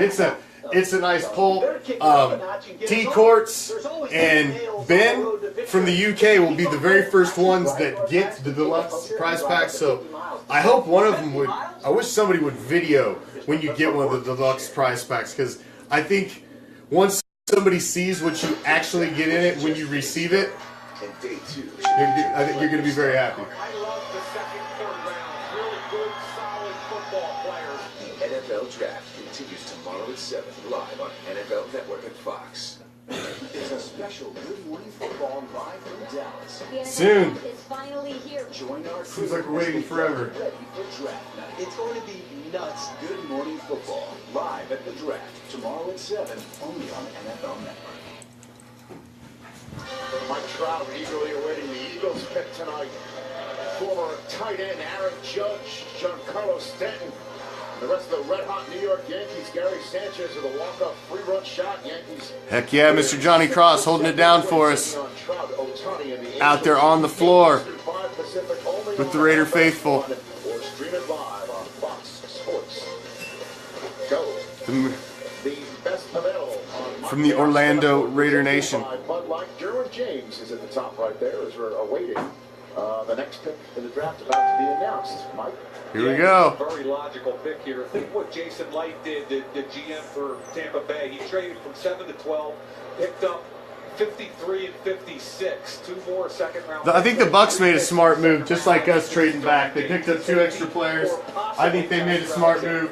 Let's see who they took. Look at this fake-ass pirate. Real pirates wear black, not red. With the 12th pick. Brown. Yeah, we're just looking for The Tampa Bay Buccaneers select Vita Vea, defensive tackle. Oh! Washington. Vita Vea's gone. Yeah, double V going down to Tampa. What do you think, Mike? I love the player and I love the outfit tonight. I'm surprised at the pick just because they signed Bo Allen in free agency, Mitch Unrein in free agency. They still have Charles McCoy. Wow. Vita Van Chucky Nation, I know you're losing your mind right now, brother, because you wanted that man. You wanted him in silver and black, but it ain't happening. He's a buck. He's going to wear that ugly-ass alarm clock freaking jersey now. So Vita Vea is gone. So is Roquan Smith, Vita Vea. Those were two of the top ones everybody's talking about. Those guys are gone now. 6'4" at 347. This is a freakish dude now. He can move. You can't move him in the run game. Reminds me a lot of Haloti Ngata. I think, DJ, you were in that war room when Baltimore drafted him. And look at the hump move right there in the middle. The Reggie White hump move. That's what he does best. When he's fresh, when he's not tired, plays with leverage, he can be special. Really, look at him just control the middle and two gap. That looks like Stanford to me, David Shaw. Oh, I saw a lot of this guy. And again, double team against Stanford. That is a big dude, isn't it? Man, that's a big dude. Throws everybody off, collects a bunch of trash. That's just a big dude. Look at him on the punt team against Penn State in the bowl game. He ran a 5.140 and 347. Two things. He's got to control his weight, number one, and the true value of this guy is how many snaps he gets in your sub package. That's a heck of a defensive line being built down there. A bowling ball of butcher knives, as 99 would call it. There you go. All right, let's welcome him to Prime Time, delivered by Pizza Hut. Prime. Vita Vea, your smile is infectious, man. You are loving this moment. From a running back in high school to this? Yeah, man, this is This is the only place they sell, bro. Nobody buys them ugly ass things anywhere else except for here. And I don't even think they don't even sell at their stadium here. They suck. They'll call me back about the flight situation, so we'll find out pretty soon. I like your swag. Can you explain everything to us? Huh? Explain the outfit. Oh, I got the little velvet on. I chose this because I think it complements my skin color, and it'll make me stand out today. He's like, "Why are you talking about my clothes, Dion? What the hell?" Your whole name.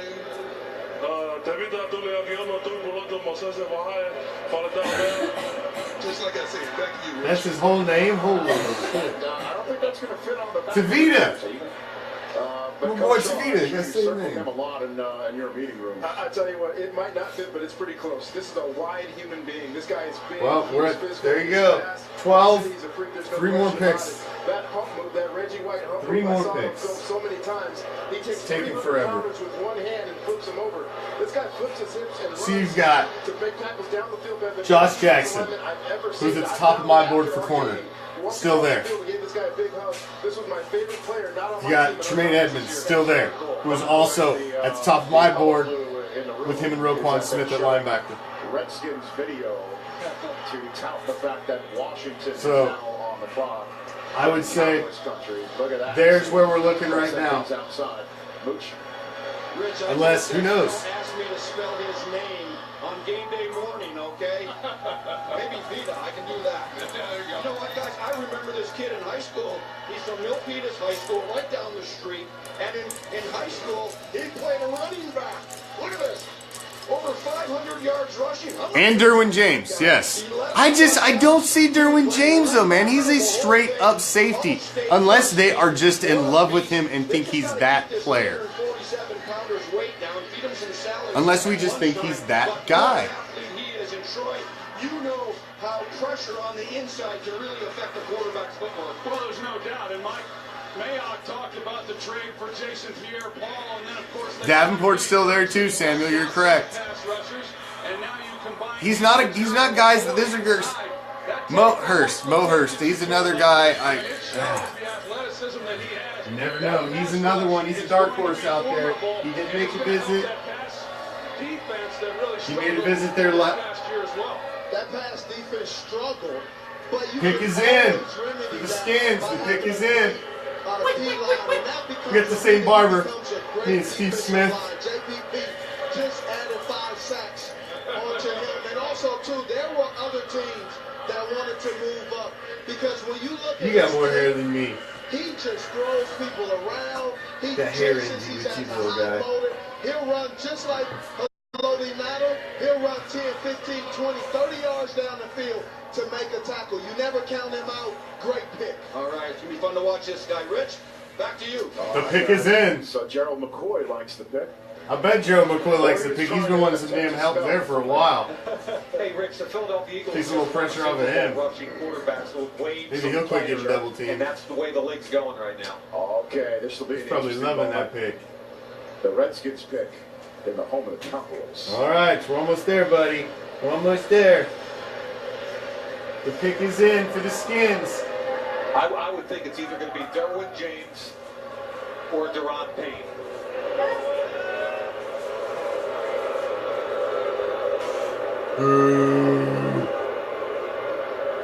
Pitch. In the 2018 NFL Draft, the Washington Redskins select Deron Payne, defensive tackle. I tell you what, man, Mayock knows the shit. No sooner did it come out of his mouth when it's called. He can pick it off. He can do it all, this kid. 6'2.5", 311. Deron Payne. Prototypical Alabama. Well, here we go. Defensive end, defensive We're 2 tackle. picks out. 1 pick ahead of us right now. In this class, he can affect the quarterback. I thought the upside he showed in the pass game versus Georgia was his best game of the season. Look at the get off of the flat back right there. Drives that center 3 yards. In the Will I be shocked like I was last year? I was shocked when we took Garyon Conley. Only because of all of the legal shit he was going through at that exact time.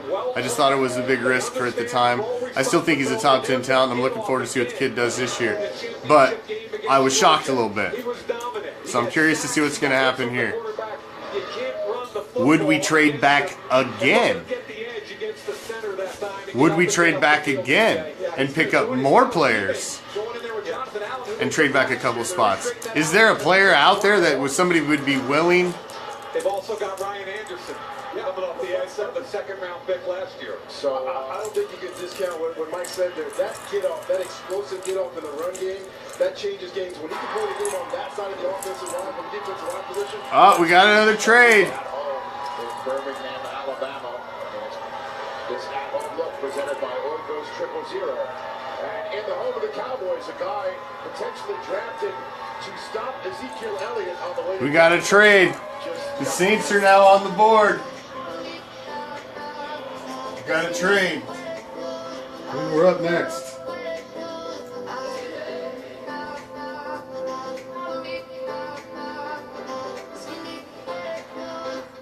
Joy, what's up? Remember, go check out the shop tab on the Raider Reaction page. Check out the reaction shop. We've got the Raider Reaction Deluxe fan pack. You get the silver, the black, the bracelet, the vintage cards, the other vintage items. Check it out on the page. It's all described on there. That price is only good until the first round is over. Deserves the best, so get up to 50% And then it goes off back the to latest regular iPhone price. On us. Unlimited is only as So, good as if you've been the thinking about getting one, lock one down tonight. Save yourself a little money. Shipping is included, so you don't have any extra for shipping. This is Kelly, my helper for tonight. My guest co-host. Say, go Raiders! Okay, class, we have one more sport left. The new generation of Raider Nation. See, he's learning the right way. He's rocking the rice. I'll do more for my community than anyone has ever done. He's got a couple of vintage jerseys from his older I'll siblings. do better than great. I'll do good. He's hanging out. He's excited. Commish Jr. is going to join me on camera here in a little bit. We're going to have all of us on here for the Raider pick here in a minute. Instant reaction of what we think when the pick is made. Introducing the next revolution from Sam Adams. Sam See what you think. See what you thought. 60 trials He told me, but he won't let me tell perfect his union of until it's made. So I'll let you know if he was right or not. Nothing you've tasted before. Sam We'll see. 76. Fill your glass. Can you say hi to Raider Nation? Say hi, Raider Nation. Peace, love, Raider Nation.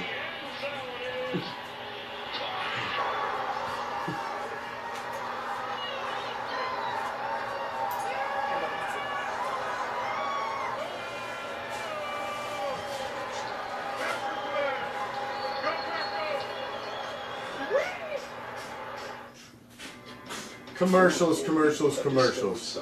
Very interesting that we're still no Raiders pick yet. Very interesting. They found themselves in a Let me Chevy see. truck. And now, I'm surprised. Who did the Saints? I want to see who the Saints took. Who are the Saints so excited for that they wanted to trade up? And the Bucks. Yeah. qualified I don't know. GMs can get this Silverado All-Star for around $229. Yeah, it's See yourself interesting. Interesting. And you wonder who the Skins got trading back down. I grew up in Bartow. You knew there were going to be. JP and I talked about it on our mock draft on Saturday that there were definitely going to be trades in this first round. You just didn't know where they were going to happen. It's based on. It's situational. It's based on how the teams ahead of you and what they do decides and dictates what you do. So you've got to have like all the scenarios played out. Like what happens, if we're looking at corner, what happens if this guy goes, what happens if this guy goes, if we're looking at, if these are the top of a linebacker I wanted, the interior defensive line, it's a lot goes in to deciding and being dictated by the previous team's pick. We have a trade. Saints moving up to 14. Tell us about it. Rich, Mooch, the Saints give up a first-rounder from next year, 2 possible targets. I'll give you one, Louisville quarterback Lamar Jackson, who was in the Saints building. Excuse me. Here's another name to watch. Pass rusher. Those from the Packers, I'm sorry, not the Davenport Saints. from UTSA. They consider him freakish. They believe he is the final piece to their team. That is a possibility here, Mike Mayock. Yeah, I really believe that it's going to be quarterback Lamar Jackson. Lamar Jackson, he's the one I've been curious to see where he would go. It's somebody think, you know what? Now it's about the time I'd gamble on Lamar Jackson. If you're going to commit your Now you're middle first round. Now you could make that argument. Drew Brees retires, and that's more the college scheme. One guy I think the Raiders are going to choose. One gets hurt. So Taysom Hill, Who? Lamar Jackson, I believe will be the quarterbacks. Oh, Commish Jr. has, he's got a guy in mind over here that he says he's not going to tell us. About potentially welcoming Lamar Jackson to New Orleans. Can you see Lamar Jackson and Alvin Kamara in the same offense for a decade? I'll tell you what, Here we go. The pick is in. Here we go. See who it is. Talk about all the things. If this young man will commit to his coaching staff, he will commit to improving his footwork and not being flat-footed, having some knee bend and having a good base. Where else better could he go than sit behind Drew Brees and learn how to go through a progression, work a West Coast offense, manage protections, operate the pocket, and then take off and do what he does best, which is change games with his legs. This could be a huge move for the Saints. You get one of the most creative play callers, and now you give him somebody like Lamar Jackson.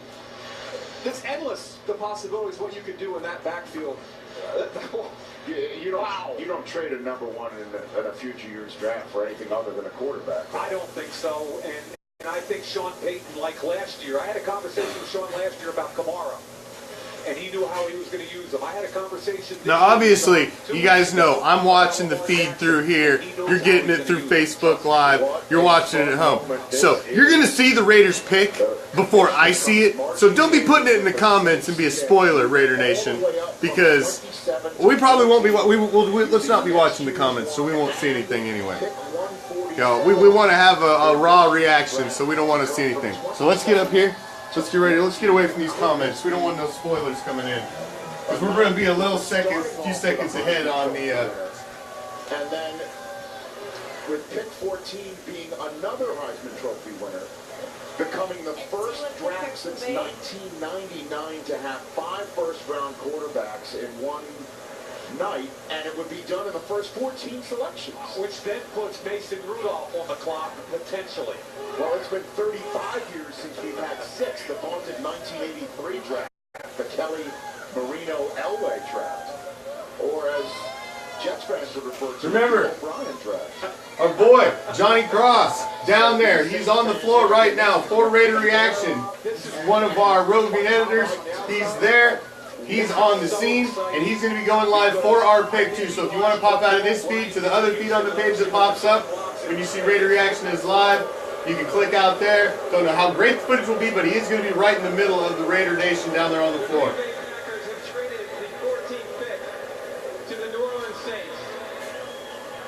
With the 14th pick in the 2018 NFL Draft, the New Orleans Saints select Marcus Davenport, defensive Marcus Davenport.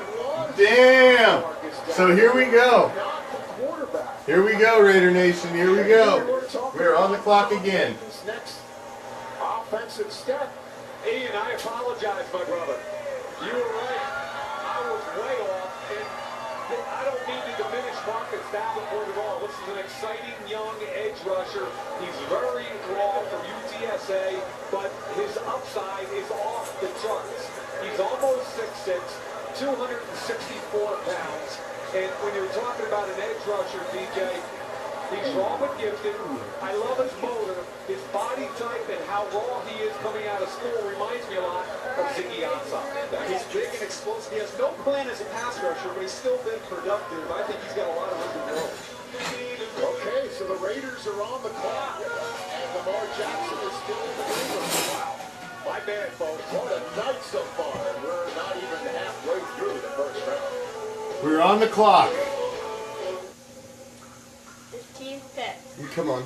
All right, we're on the clock. We got Commish Jr. I guess Commish the third. Baby Mish. There we go. Baby Mish. So we will have a new Raider in less than 6 minutes. Where do you think we're going? Cornerback, defensive line. Who you got? I think we might go for a linebacker. A linebacker. Are you thinking Tremaine Edmonds? He's still on the board. I had Edmonds as my pick. As he's one of the top guys that I thought the Raiders would be looking at. Like, I'm not like I'm some freaking guru. A lot of people thought that too. So You were thinking corner. I really thought corner. I've been thinking corner for a month and a half. I don't really think we need a corner. We picked up a lot of guys. It's true, we have picked up a lot of guys in the offseason at corner. But have we found that other guy yet? I mean, we're still counting a lot on Conley to be, one of the two starters. On Thursday Night Football. Are we hoping the guy we just picked up from Philly isn't going to go to jail in enough time to start for us? Is that the plan? I surely hope that's not what we're putting our money on. But we did pick up a lot of other guys. We got Rashawn Melvin. We got some really good depth at corner this offseason. Here we go. Raiders pick coming up live right now, right here on Raider Reaction Draft Central. Be watching for the other feeds that pop up as well. Pick is in. The pick is in. Here we go, Raider Nation. The pick is in. This is full of Frontier Communications. My first football memory of my buddy's dad convinced my mom loved to play. Love the game of football since I was 5 years old. Let's go. My name. Follow my journey on NFL Network. The new Raider is born.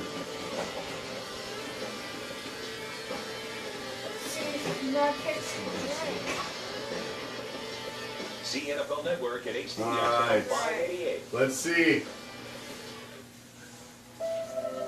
Come on, damn commercials. You gotta drag it out. How much longer they gotta drag this out? I've been waiting all day for this.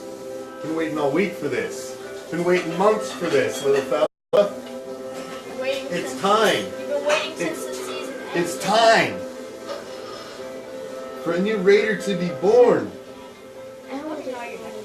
Raiders, Raiders, Raiders.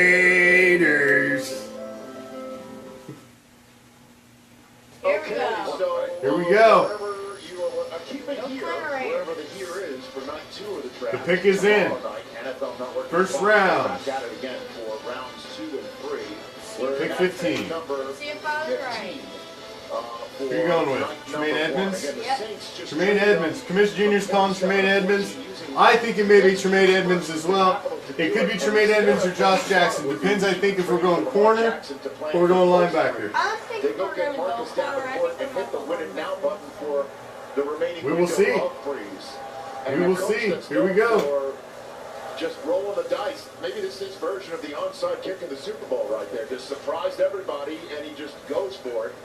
That's what just Who you got, happened. baby Mish? Now it's time for the second first pick. Well, we'll have to see if he's right. He told me I couldn't tell you out loud. Not yet. His first pick as the Too much Oakland pressure. Raiders head coach. That pick was Charles Woodson. Wow.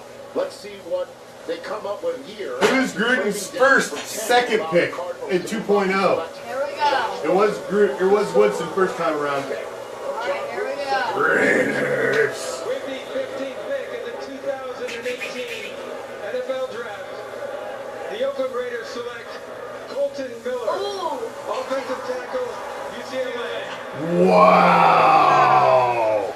So some protection. Baltimore's trade. Derek Carr coming out of the green room right now. And he'll just move up the coast in Pac-12 country. Wow. Okay, that was not expected Yeah, I at thought all. they wanted Michael McGlinchey at 10. I did not see When that. San Francisco took McGlinchey at 9, Oakland trades down. It must have been McGlinchey that they wanted. They must have been McGlinchey that they wanted. They didn't get McGlinchey and traded back. It makes an awful lot of money. You could plug him in, I believe. Now, he could start on the right side, DJ, but he's 6'8.5". He's got a great athlete. He Well. only answered the bell 23 times in 3 years. Tackle. Who's Baby Mission's pick? Baby Mish's pick was not Colton Miller. I can't even give Baby Mish the credit for that one. 22 to 16. Who's that for? Back in Didn't see that one. I can't say it's a terrible pick, but is he a starting left tackle? If you're not a starting left tackle, is he a first overall pick? I gotta sit down with 500 Brian for my mom. Scratching my head a little on that one. It's not the splash pick we wanted at 1, but if I can't say it's a bad pick. We need offensive line, but do we need it in the first round? I don't know. What are your thoughts, Raider Nation? I gotta look at the comments now. I mean, we probably needed a good offensive lineman, but the first pick. Let me look at your comments, Raider Nation. We gotta see the comments here. I was completely wrong. I thought we were going. It looks like Pinn's replacement, maybe, but is he a left tackle? Is he a left? Of course, that's ultimately what you want him to be. But how many seasons do you think it takes to groom him into that?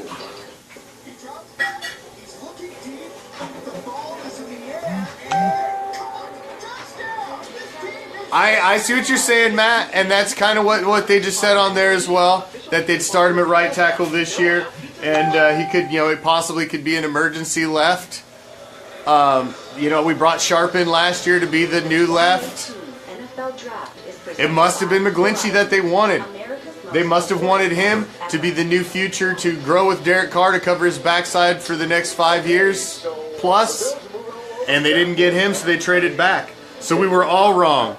It was not defense. It was not corner. It was not defensive line. No. Penn is not gone. Penn. No, don't listen to Popeye. He's in full troll mode. For the Chiefs, they use that 22 to go up to 16. So there you have it. The Ravens an extra third-round pick tomorrow night, and getting an extra fifth-round pick from Baltimore on Saturday. And by the way, one of the second-round picks that the Bills used to go up from 21 to 12. He's a left tackle, I know, but is he ready to come in? Is he a starting come-in NFL left tackle, ready to come in out of the gate? That's what I'm talking about. How many years does it take before he's ready to hand the reins over as a full starter? Let's figure out what they're doing this for you. But like I said, you stick him at right for 1 year, They've done so far. If they go offense, I think it has to be a wide receiver. and then you slide him over. And I guess he's your heir apparent at left tackle. Higher-ranked players are still on defense. DJ, there's Tremaine Edmonds. No, Mac isn't going anywhere. Those rumors were crazy today. They had us trading Mac. Right now, so you would think it'd be a defensive. We were all so wrong, Judy. Isn't that the way it works out, though? Trade out to allow somebody else to take the best Alabama. Isn't that the way it works out? We'll see what happens. But we get 2 more in the 3rd and the 5th. We'll keep rolling along here and keep bringing you the rest of what breaks out the rest of the first round. With the 16th pick in the 2018 NFL Draft, the Buffalo Bills select Tremaine Edmonds, linebacker, Virginia Tech. 19 years old and all. Tremaine Edmonds. 19. This is a stout defensive player. This barrel-chested 19-year-old young man coming out of the green room right now, getting ready to run downhill, play some defense in Western New York. I think they said that tight end in New England is retired, Mike. You get to meet it pretty quick. I agree, Steven. That's what I'm saying. I hope he better be ready to go. It's the #1 pick, man, at 15. You can't. It's hard to really argue against an offensive lineman. It's not a sexy pick. It's not anything anybody gets excited about. It's not a headline grabbing type pick.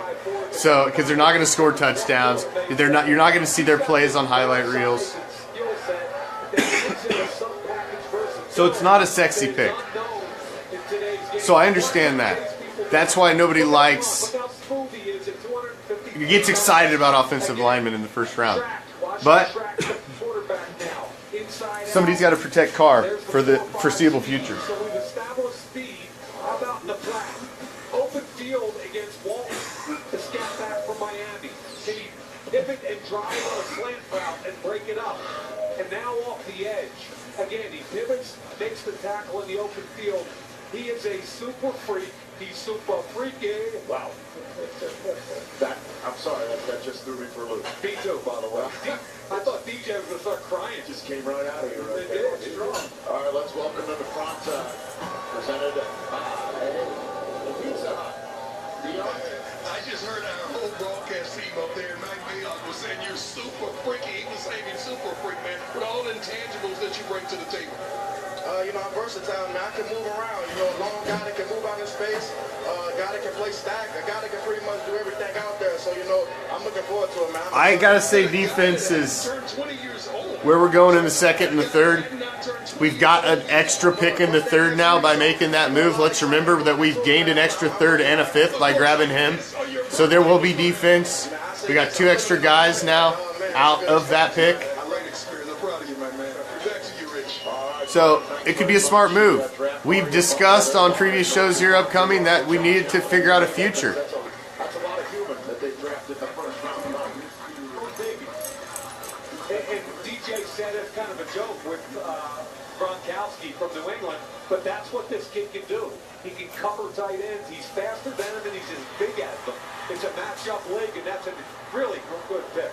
To me, he's like Anthony Barr, the way you've watched him, how he's been used. Hey, you can't discount the importance of him. And length and range is a huge asset in the middle of the field, but this is the philosophy they're going with. They play in Buffalo. They want big dudes. They got the biggest quarterback, and now they just added the biggest linebacker. Steve, what do you got? When you look at this kid, he's young, but he dissects a play, and he hits the destroy button. He has sideline to sideline range. He's 19 years old, and Coach McDermott having a coach. There's a possibility, Bob. We just gained 2 picks. But a physical linebacker can help you. It's all right, Michael. Don't lose your mind. I apologize, Raider Nation. I've been out all week with a terrible cold, and I've got a respiratory issue, so I apologize if I keep popping off with a cough here. I'm talking for almost the last 2 hours now. It's about to absolutely, completely murder my throat. So. In the NFL, and I agree with what you said earlier. I would put this kid on the edge. I teach him how to play sand linebacker. Michael's tripping. He's freaking out. We got some people that are like, it's all right. I can see it. It's an offensive lineman. It's not something you're going to get excited about. But it's a guy that's is this the guy that's going to cover Derek Carr's blind side for the next 5 to 10 years? We hope so. Nice moment here with the Dallas Cowboys on the clock in the home of the Dallas Cowboys. Marshawn Lattimore wondering how Derwin James is still on the board. I think that has to change with this pick, DJ. Yeah, how is Derwin James still out there? It's Josh Jackson's still out there. Now, a lot of people told me Josh Jackson will be there in the second. And Commish, we could get him in the second. Well, some of you may be right. Maybe Josh Jackson is still around, coming around for the second. Well, they have taken 6.5 minutes on the clock right now. Steve Mariucci? Thanks, Rich. Yeah, Charge, I don't see him taking a quarterback here. Philip Rivers. He may be, Big L. He may be. Very healthy and eager to play and get to that new stadium. So see who the chokers take here. The Sparklers. In the Under Armour All-American game, he and Minka Fitzpatrick and some other guy. He's a heck of a kid, a heck of a player. He would really be good in that division over there, Troy. Yeah, no, I agree with you, Mooch, that you look at the Chargers and kind of where they're at. I don't see them taking a quarterback either. You got Ken Wisenhunt as their offensive coordinator, and, of course, Phillip Rivers. Yeah, he's winding down the end of his career, but we do know this. Whoever ends up taking Lamar Jackson, it's going to be an all-in commitment to his style, and things are going to have to change, and I just don't know that that's the fit for the Chargers. Well, the Chargers are one of the teams that were talking to Lamar Jackson. Obviously, a lot of teams were intrigued by the Heisman Trophy winner, Ken Wisenhunt, chatting with him, and that's an interesting aspect here. The pick is in as Seattle is now officially on the clock. Mike? I can't say I disagree, Bob. It's not the sexy pick, but it's a smart pick. You know? Coach, you can talk to this. That's a shaky moment. You've got to keep that locker room. They ended up, what, 9-3 the last 12 games, and I give Coach Lynn a lot of credit for keeping them together. A very well-respected coach in this league. He's got Kevin, neither one of us won Jack, bro. but we both got. I got my Prison City shirt. You should have yours in a day or so. Lyon's got his today, so you should have yours. I would assume tomorrow. So. In the hole. So that's the way things are going. Let's go to the podium right now and get the latest Los Angeles Charger from the commissioner coming out here in Big D. I don't know.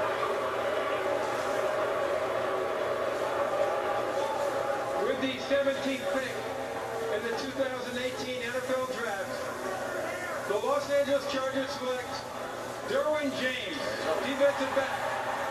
Derwin James. So there you go. Now we got Derwin James in the AFC West along with Bradley Chubb. Marshawn Lattimore needs to retreat no longer. Gotta love that, huh? He's no longer available. He's going to play his football in Southern California. He's really, really a good football player. When I first put the tape on, you expect with a bigger safety to see some hip stiffness, some hip tightness, and you don't see it with him. He can open his hips and drive to a deep half or a deep third. He can cover tight ends man-to-man. And when he gets there, he arrives in a bad humor. Florida State, better known as DBU, has a proud history of sending men to NFL secondaries. The Jaguars selected Jalen Ramsey, 5th overall, just a couple of years ago. Xavier Rhodes for him, 25th overall to the Vikings in 2013. Crow, Antonio Cromartie, 19th overall in 2006. Terrell Buckley went 5th to the Packers in 92. And then our very own Deion Sanders went 5th overall to the Atlanta Falcons in 1989. Prime, it's now welcoming Derwin James to prime time, delivered by... No more picks tonight. No more Raider picks unless we trade up. Unless we trade up, Michael. There is that distinct possibility. We did grab 2 more picks. We grabbed a 3rd and a 5th that we did not have when we traded back from 10 to 15. So now we have a 3rd round pick and a 5th round pick that we did not have coming before we came in. Plus we have all of the extra picks that we got. So really, there is this possibility that we could take some of those picks and trade back up if there's somebody that we absolutely wanted. Bob's saying he is not done. Bob thinks he's not done. I think there's a distinct possibility the Raiders trade back up. Again, it depends on how it shakes out, how their draft board looks, and if there's somebody on their board that they were hoping will be there or didn't think would be there that they can jump up and get for less than they thought they were going to get them. You never know. I got to think they're looking defense now, though. I honestly have to think they're looking defense. Or simply keep it in the family without it. And don't turn that business trip into an overdue family trip without it. The more you live between life and business, the more you need someone at your back. The powerful backing of American Express. Don't live life without it.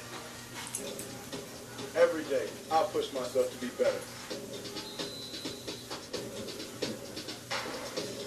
Every day, I make choices. Every day, I bring the hustle. And Oiko's 000 green non-fat yogurt helps me feel it. It's got more of what I want, like 15 grams of protein, and less of what I don't, like added sugar.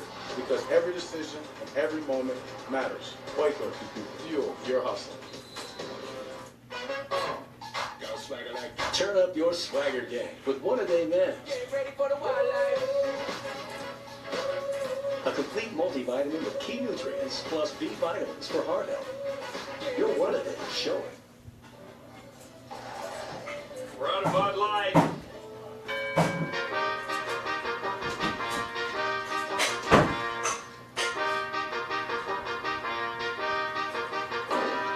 Let the Bud Light flow once again.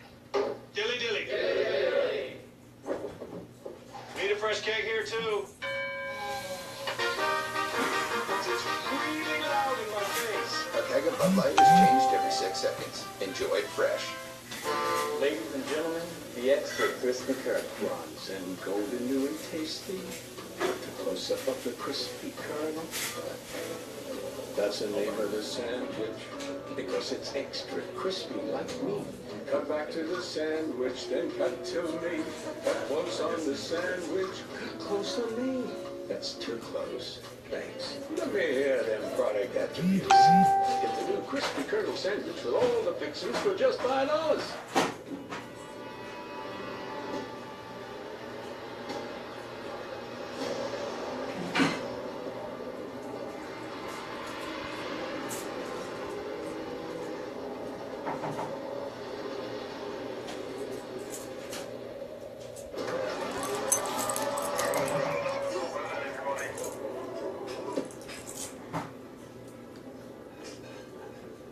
Land Rover, above and beyond.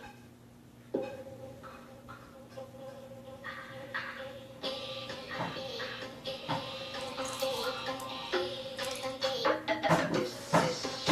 powerful backing of American Express. Don't live life without it. So as soon as we're done, NFL Total Access on NFL Network, and yes, the Packers are on the clock, and you can tell on the side of the hotel down there in the Metroplex. They're on the clock because Seattle just traded down and Green Bay just traded up. So again, Green Bay was 14th overall, but traded down so the Saints could come up and draft Marcus Davenport. They grabbed next year's one for the Saints for that. And so now Green Bay is back up in 18, and Seattle getting the third-round selection essentially to move down here. And Seahawks fans are starting to freak out because they don't want him to trade out of the first round. Again, they've only had one first-round selection since 2013, and they're perilously close to doing that again. That's for later on tonight. What do you think this is about? Well, let's keep in mind, Brian Gutekunst, the new GM for Green Bay, a little different than what we've seen over the year. With Ted Thompson was a stay-in-your-lane guy. Gutekunst is going back, coming back up.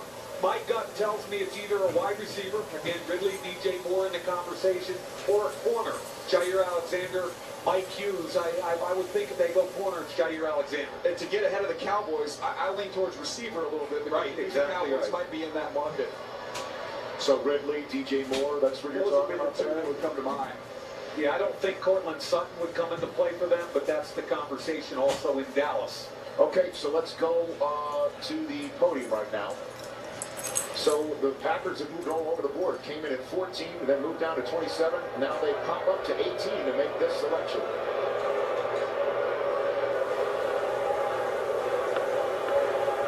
The Seattle Seahawks have traded the 18th pick to the Green Bay Packers.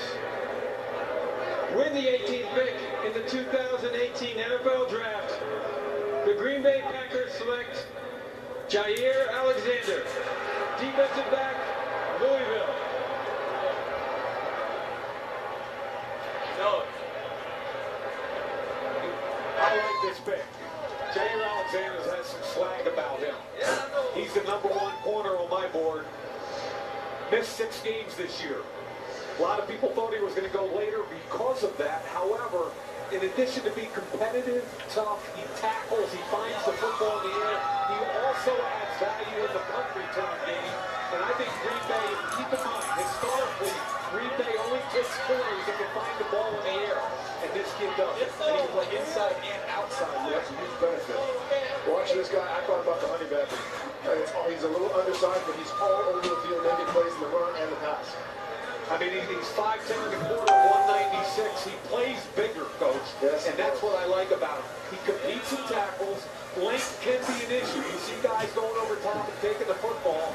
He's a double cut punt returner. That means he can make two people miss. That's a new one for you, Rich. And here's the X zone. All I really want you to see is that this is against Clemson when he was healthy 2 years ago. Look at him get to the football. 2 interceptions. Let's see if he'll force a fumble here.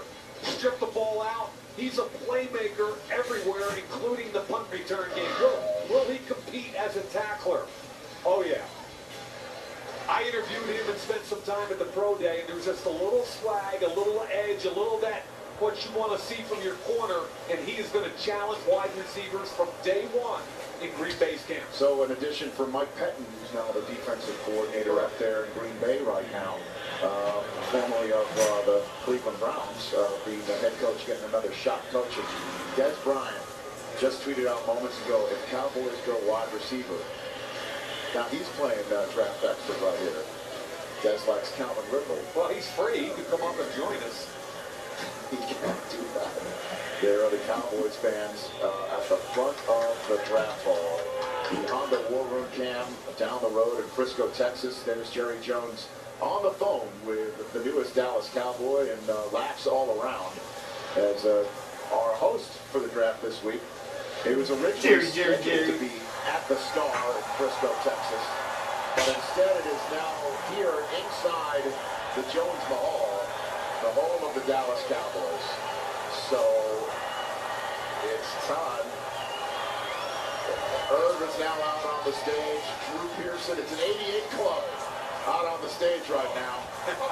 Drew Pearson, the star of last year's draft in Philadelphia. Michael Irvin's like, I got the 8 ball. All the hate and angst from all the Eagles fans on Ben Franklin Parkway. Spitting it right back. Let's take it to the stage. I'm going to take this new wide receiver out. We about to hit the club, make it rain.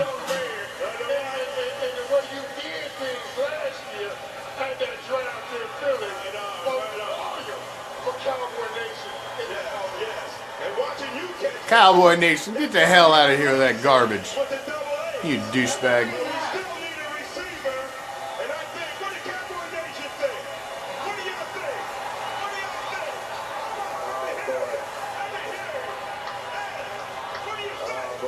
Of course, Eagles fans would love to retort scoreboard by the end of the day after last year's draft. They have their chance.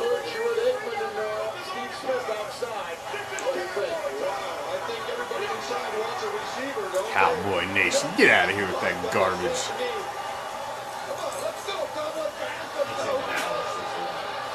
These guys go crazy out here. The Cowboys are second in the league in rushing, but they're 26th in passing. Come on, we need a receiver right here. Troy, you got to score some points, don't you, to beat the Eagles? One of these receivers, Ridley, DJ Moore, or Sutton, ought to be their pick, don't you think? Well, I think if you look at this, though, Mooch, the guys who have been the impact wide receivers in the first round have been first 10 picks. It's not a good history of success with rookie receivers late in the first round. Having said that, yes, the Cowboys need a wide receiver. They lost Des Bryant. They need speed. And I think if they're going to take one, it's going to be DJ Moore out of Maryland ahead of Calvin Ridley. If they don't take a wide receiver, I could see him going after a linebacker and someone on the defensive side of the ball. But if they stick offense, I'm going with DJ Moore. I love DJ Moore. He's my spirit animal. I love the way he plays. Hey, I love DJ Moore. I have him ranked above Calvin Ridley. Calvin Ridley is he's a fast guy, PhD in speed, but he's also very herky-jerky. He also needs to learn how to play through contact.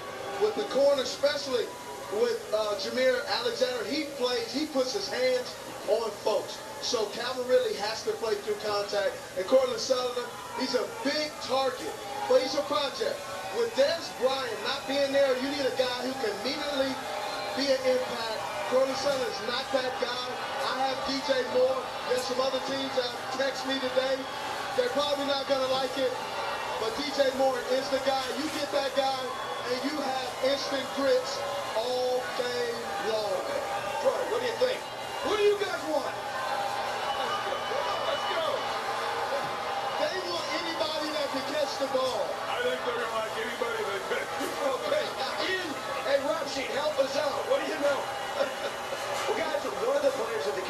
they're targeting for weeks now. If they go defense, is Boise State linebacker Leighton Vander Esch, whose film stood out, who the Cowboys have known is going to be a first-round pick for weeks. They did a final check today on his neck just to make sure that a stinger he got a couple years back was fine. I'm told they believe it was no issue at all medically. This is a player the Cowboys have loved. All right, well, we saw on the Honda War Room cam Jerry Jones talking to somebody who they picked, but they're milking the clock here in Dallas. It is a heck of a scene in here. Drew Pearson has whipped up the crowd into a frenzy. Everybody is standing. Anybody who showed up in a cowboy uniform here tonight is standing, eager to find out who that brass that we're seeing on the Honda War Room cam in Frisco, Texas, decided is the newest Dallas Cowboy to put the star on the side of their helmet. DJ Moore, would you say that makes sense? Well, DJ Moore is my number. That's the guy you want up front just for like you. Steve Smith. I think he's got the most upside. He catches the ball and runs like a running back. He's got a little edge to him. You gotta love whoever the cameraman was. They're like, let's find the most buck-toothed, degenerate-looking Cowboy fan we can. Let's zoom in on them. Who's more of a vertical guy? They signed Alan Hearns, a little bit of a possession guy. I think they need some size. So What grade would I give our pick? That's a fair question, Michael. DJ Moore. Leighton Vander Esch is pretty intriguing, though. Would you pair him up with Jalen Smith? Those are two young, athletic linebackers you have here. I think Leighton Vander Esch is the best. When you pick a pick like that, you know you're picking with your brain and not your heart. So,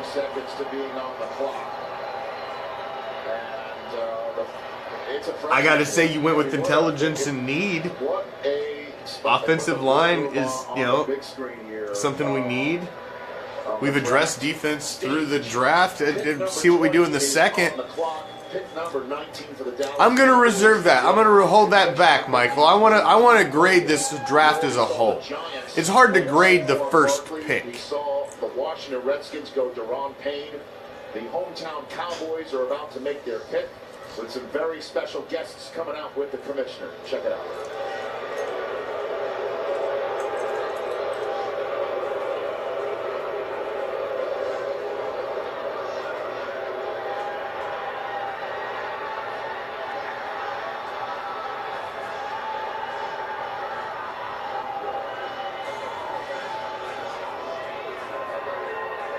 The draft is a week-long celebration of football at all levels.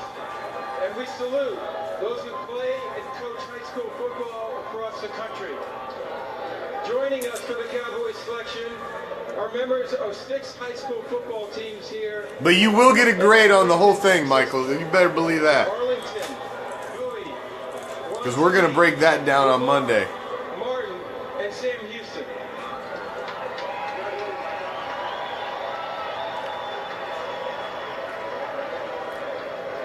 Because what if we get like some crazy first round talent in the second? It's still possible. The Dallas Cowboys select Leighton Vander Esch. No word on Bowman yet, Brian. We're not going to hear anything until after the draft is over. So a little bit of the blue turf coming here. The star. But if you think about it, much like Perry Riley Jr. last year, there's a reason nobody else has signed him too. 20 pounds heavier than the rest of the upscale linebacker class. Most of those guys come in at 235. It's got to be coming down to money. 55 pounds. He finds a way to get under and over blocks in the run game. But in the pass game, I think he's special. I've never seen a linebacker since Keekly understand crossing routes, how to get deep on a 10-2 coverage, and he's got It's super early, Steve. just an outstanding football player. And I prefaced tonight by saying I hope the cervical neck issue was okay. I couldn't be happier for the young man. It's awesome. From 8-man football to the Dallas Cowboys. How about that story? Really cool. The Salmon River Inn in Riggins, Idaho is lit. Check it out. The Vander Esch draft party in Leighton Vander Esch's hometown. There they are, loving life as he is now joining the Dallas Cowboys. Look at him, 6'4 1/4, 256. Like I said, 20 pounds heavier than the other premier off-the-ball linebackers in this draft. Best zone feel in the draft. He's got a very quick read and react. react. He can get stuck on big bodies. I'd like to see just a little more thump and physicality, but he's got this great feel to get under and over potential blockers. Watch him. Inside zone. He's going to read and mirror the running back and drive to the tackle. Look at him get underneath and use leverage to win on the goal line. Remember, penetration's the key in short yardage and goal line. And then again, the ability to get under and around the football in the pass game, I think, is the key to him. He plays on third down. Look at the hustle. How many yards downfield to try and strip and make a tackle? Leighton Vander Esch is a 3-down linebacker. And trust me, these Dallas Cowboys, Sean Lee is what, 32 years old. Leighton Vander Esch is going to learn from a pro. By the way, I do want to interrupt here that moments ago, the Raiders traded their 75th overall pick, 3rd round of the Pittsburgh Steelers for Martavis Bryant. So, there they go. How about that? That's interesting. That is a Martavis Bryant trade to the Oakland Raiders. What do you think of that one? What did they give up? They gave up a 75th overall selection, 3rd round pick.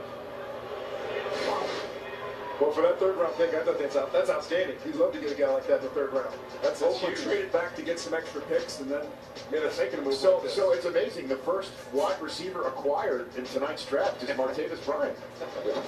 Think about that. It's worth it to have a wide receiver conversation if we have 30 seconds right now. Sure.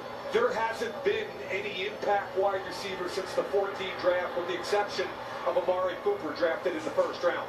And the way teams are looking at wideouts is not just comparing them to wideouts, but to tight ends and running backs, and they're saying, who's the most dynamic football player? Forget the label, and the wide receivers are getting pushed down because of that. Leighton Vander Esch about to be welcomed to prime time, delivered by Pizza Hut. Prime, take it away.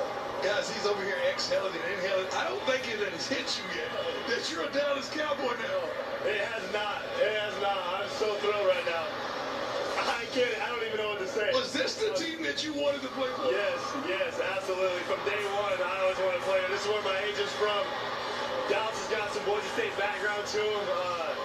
I'm just so happy. I'm just so happy to get a chance to come play here now. Do you understand what the expectation is from these kids watching you right now of putting on that Dallas Cowboy star? Yeah. I mean, there's a lot to live up to, and I'm going to do just that and more. I mean, like I said, we got Super Bowls to win. A lot of them. I like that. Proud of you, big fella. You take care of it, man. Ah, yes. A round of applause from the war room. DJ? All right, for my Dodge player comparison here for Leighton Vander Esch, Mike talked about how rare it is to see that size and length in an off-the-ball linebacker. Well, they have another one in this state. You go to Zach Cunningham, who's now playing for the Houston Texans when he was coming out of Vanderbilt. Very similar, long-levered guys, very productive and instinctive. You see him stick his face right in there. He's physical, but then he has that range, that length to make plays sideline to sideline. And we've seen Zach Cunningham make some plays early on in his career for the Houston Texans. No doubt, interesting comparison, length, speed, ability to get involved in the pass game.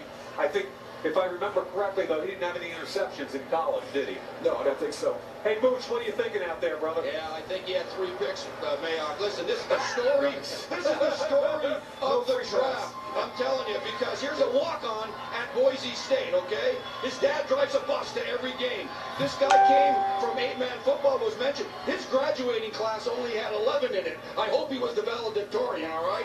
But you know what? He's a heck of an athlete. He's a quick study. He's long. He can jump 39 inches. He's going to be a great player because he gets to play with Sean Lee and Jalen Smith and a couple of great linebackers. Well, that's right. And Rod Marinelli, their defensive coordinator, he really likes this young man, as does the entire organization. And I think you nailed it. Mike Mayock talked about it. They got Sean Lee, who's 32 years old, a great player when he's healthy, but certainly he has been banged up. Jalen Smith didn't come back this past year the way that they would have liked from him. And then they lost Anthony Hitchens, a linebacker that they really liked, who left for Kansas City. So there was a void there in the middle. I think this young man's going to really help this defense, and I'm excited about that pick. You got to be excited for this pick, but I hate to say it. There's so many great foundation-building defensive players that the offensive players, the wide receivers, are going to get. Yeah, you're hearing it now. The defensive players are Pro Bowl, Hall of Fame type players right here in the draft in the first round. Right And now. the Cowboys will have a chance to get another receiver later on in the next round. Martavius Bryant. The Cincinnati Bengals are on the clock now. Already 2 minutes in, they were under. Coming over for the third. See? That's what I said earlier. People. It's about bodies. So we turned that 10th round into an offensive tackle for the future and Martavius Bryant. The Detroit Lions select Plus a 5th to come. center, Arkansas. Smart move. All right, so the Lions get themselves a center. Yeah, that's a Bob Quinn, Matt Patricia pick right there. Remember, his first pick was Taylor Decker when he took over as GM. What they've done is they're going to kick Bram Glasgow in the center, and this kid Ragnow can play guard. So Ragnow. Pardon me with my cough, Raider Nation. I'm telling you, it's been a brutal week with this cold and respiratory. The 2018 NFL Draft is presented by Verizon, the most awarded network ever, and brought to you by... So there you go. See now, Michael, what I said earlier is, can I grade that yet? I can't grade it for one pick. It's such a small piece of the puzzle. You can't grade one pick because look what just happened. Within minutes of what we were talking about. Look what just happened within minutes of what we were talking about. Now all of a sudden, the Oakland Raiders now went from being the 10th pick, we've dropped back to the 15th pick. We get one of the top two, probably number 2 on our board for offensive tackles, left tackle that we wanted to protect our franchise quarterback. And not only that, we pick up a 3rd and a 5th. We turn the 3rd into Martavius Bryant from the Steelers. And we still got the 5th. So we turn, by only moving down 5 spots and taking the same position player that we were going to take. It was down to 1 or 2 on our draft board. And also added Martavius Bryant. That's some brilliant draft day movement. If it works out. Now, if all those players go to shit, then we're all talking, we're all in another year or 2 telling them how fucking stupid they are. But if it all works out, that could be brilliant. It's all about adding bodies. They added bodies. It's a good thing. Thank you for joining us, new and old, my band of pirates. As always, we appreciate you here on Raider Reaction. Without the nation, we would be nothing. I'd just be a guy talking to a fucking wall. So thank you, as always, for joining us. Rocking the Prison City Raider Nation, who sent me a shirt. Any of you other booster clubs who want to message the page and send us a shirt, I will rock it on the show and give you guys some props and love and. Send people your way to get some of your swag. So anyone wants to send it up, and of course, if you send one, I'll send one back. Same thing I did with my boy Kevin. I sent him one of the Raider Reaction Deep Behind the Enemy Line shirts. You got some other stuff in there too. I don't That's just how we roll. Of Of course, this one got. I'm a Raider fan. Deep Behind the Enemy Lines. You can get those in the deluxe fan pack. It's on a flash sale right now until. Pick 32, and it's back to full price. So if you want to get them now. $60 includes free shipping. You get the 2 shirts. You get the bracelet with the inlay metallic silver lettering. You get a fan pack of vintage cards that includes the Superstar / Rookie, and you get another Raider vintage item from my personal collection. Trust me, it's worth $60, and you don't even have to pay for shipping. Shit, you get 2 shirts, so the 2 shirts are worth $60 damn near, plus the bracelet. Plus you get all the other vintage swag, so it's a great deal. Get it now. It's going to go back up to 70 after the first round of the draft is over. And in the meantime, you can check out some of the Pepsi Zero Sugar draft tweets on the banner below. Day is right. The Bengals have just made their selection. Chucky 2.0, it's here. Making moves, him and Reggie getting shit done. 45 minutes ago with the Bills, they're sitting there at 22 with the Patriots behind them at 23. And Lamar Jackson's still on the board. What are your thoughts on that, Daniel Jeremiah? This is one of the teams we mentioned with them. When we're talking about where could Lamar Jackson potentially land at this draft, the Bengals, the Ravens, the Saints we thought were doing it, they didn't do it, and the Patriots. So we're getting ready to come up on a bunch of these teams right here. Well, which one do you think is most likely? For Lamar Jackson? I just think that New England and Bill Belichick are so far outside the box, they have to consider it, and I think Bill Belichick would have a plan for that kid that would make a ton of sense. That'll be fascinating. In the meantime, let's get the Bengals pick from the commissioner. With the 21st pick in the 2018 NFL Draft, the Cincinnati Bengals select Billy Price, center, Ohio State. All right, so back-to-back centers go off the board. And Price can play all three interior offensive line positions. It's a great pick because they traded for Cordy Glenn, the left side solid. After that, they're hurting up front. That gives them a starting center with the capability of playing either guard. So, two Ohio State players have been taken in the first round. One to Cleveland, one to Cincinnati. So, not a lot of moving charges, one would think, in the Buckeye State. Take a guess. Back with the Ravens pick, and the Patriots right behind that.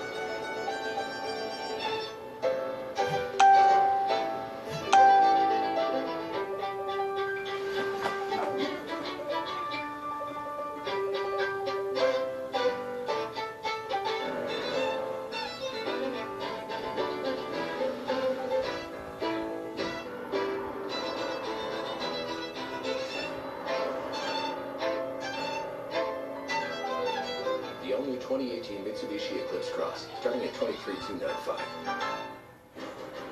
The Playmakers. Stretching out for the pylon. Touchdown. He's good. He's as good as they come. The Showstoppers. Alive to Gronkowski. What a catch, you kidding me? The human highlight reels. He has no fear. He's a walking Hall of Famer. These are the best in the game. It's a toss-up between Tom Brady and Aaron Rodgers. As voted on by the players themselves. He a beast, man. I wanted to beat him really bad. Goes over the top. Touchdown. The top 100 players of 2018. Premieres Monday at 9, only on NFL Network. And in the shotgun, Steelers trailing by 3. Second and goal at the 4. He's back. He punts. The pass is in. Check it out.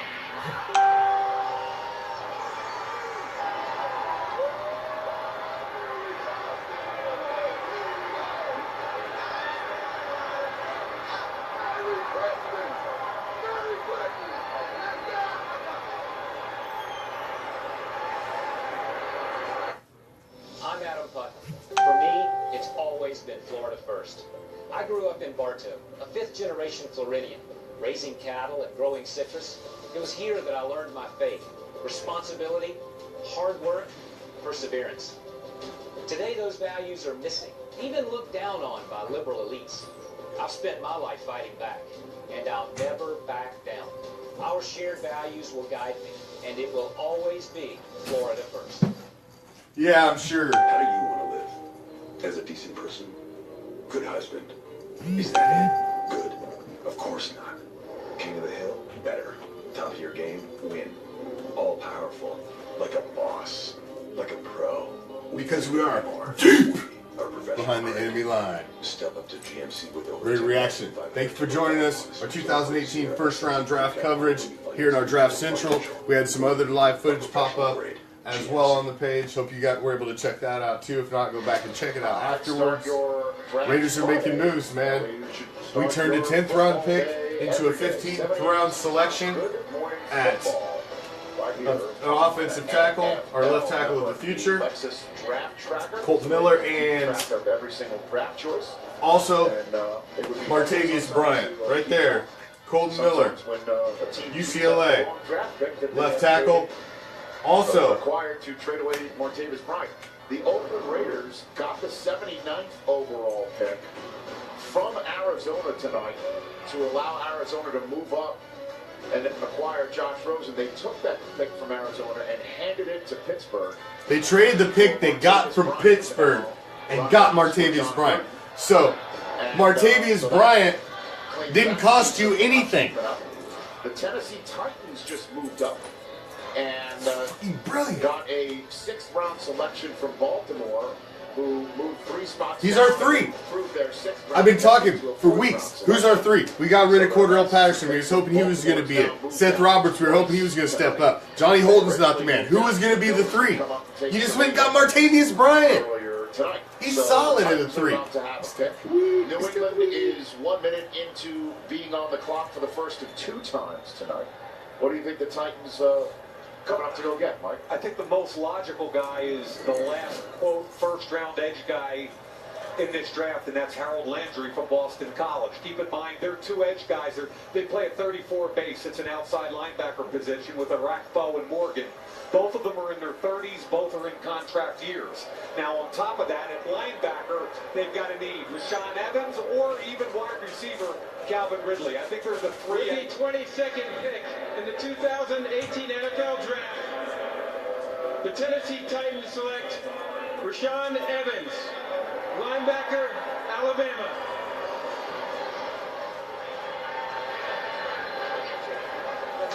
So, Evans is a 1-year starter at Alabama. I give him credit.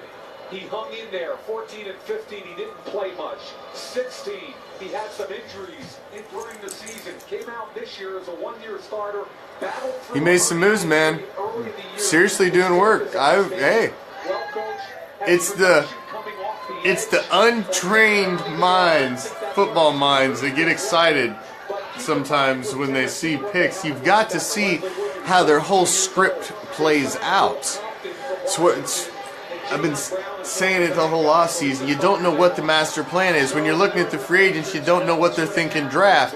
So you gotta let them play out their entire script and their whole master plan. So Mike Vrabel now has a piece to the defense hopping in front of the Patriots to go get.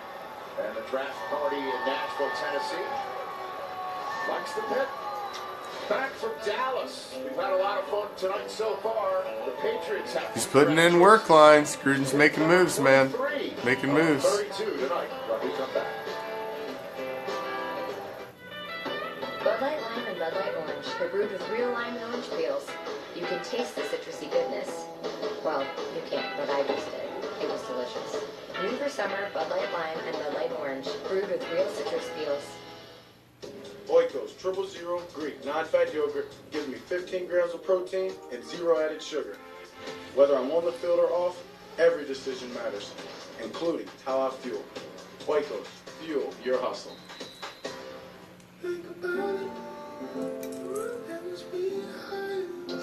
Wow. Blue link on my husband's Kona. Thanks, babe.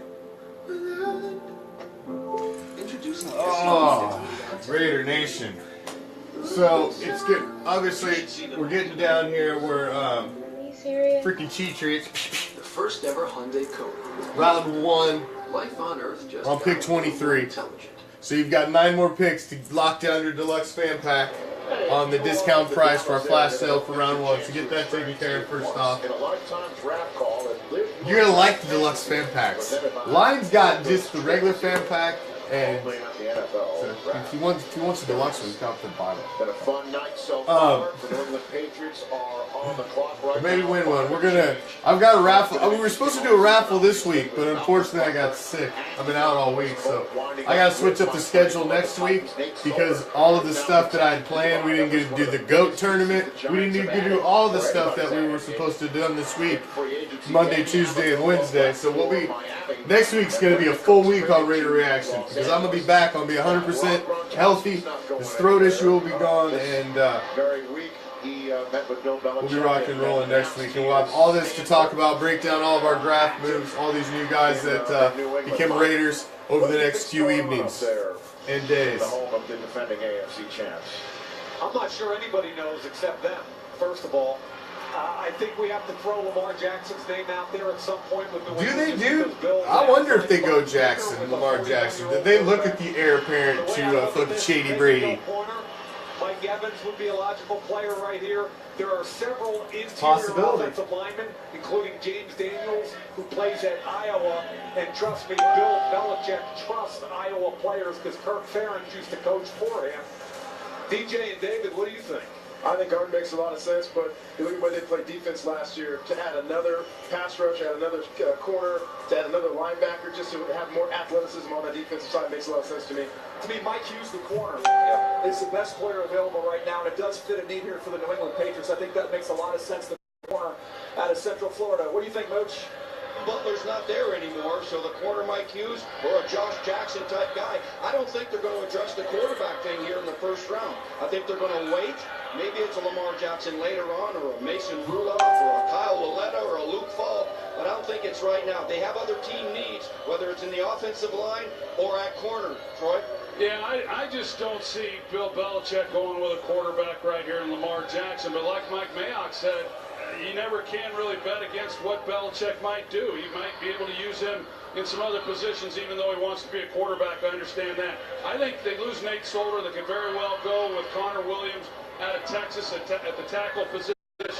And I agree, their pass defense last year really struggled. They did pick up McCourty this past offseason. Mike Hughes, I think, at corner would be a great pick for him. I agree with you, Mike Hughes, but you also have Will Hernandez. You just have a lot of guys available, and you never know what the New England Patriots are going to do. They always can shock you. They can go traditional, and then they go out of the box. But you know Bill Belichick will have his guy that he really wants and will never let you know what he's doing until he makes the pick. I know, and they've got a good idea right now, but we don't have... Now we've got that three. I like. Patriots. Ian Rappaport, your thoughts? Mooch, the Patriots could go in a couple of different directions here. Let's talk about Lamar Jackson. I like the way I did the pretty three. secretly with the Patriots early in the process. Then they flew out and worked him out. The reviews were positive. I'm told they were intrigued. And when I talked to defensive coordinators around the league, they thought it would be the most... Who's going to take the gamble on Lamar Jackson? He is kind of the next... A look from the college game here. The only other thing is, Rich, as I said it to you, they did lose Nate Solder in the offseason. That is a huge hole to fill.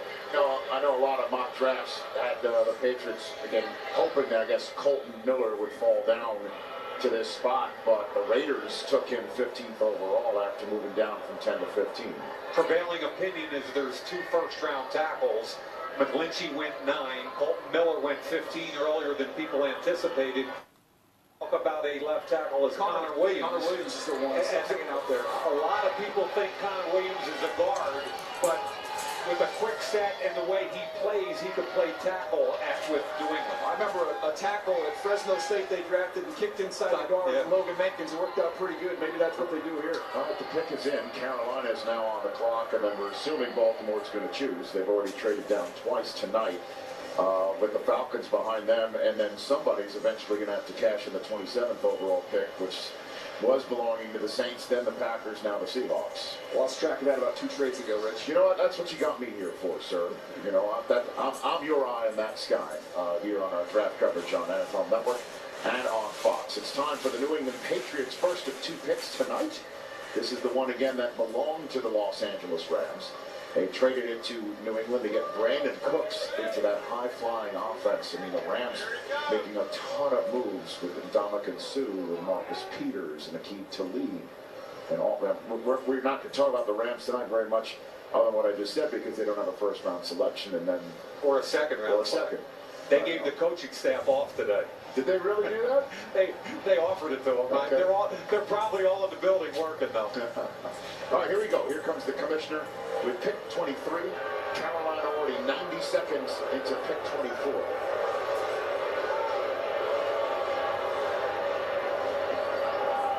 With the 23rd pick in the 2018 NFL Draft, the New England Patriots select Isaiah Wynn, tackle, Georgia.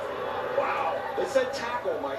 Yeah, they didn't say guard. They said tackle. They announced him as a tackle. Most of the league looks at him as a guard, but he fits what Dante Scarnecchia, the offensive line coach at New England Patriots, looks for. He's under 6'3".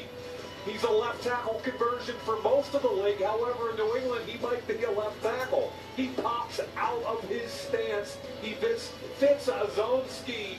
And trust me, Dante Scarnecchia will get this kid. He's one of the best quick-set pass protection guys I've seen in college football in years. All right.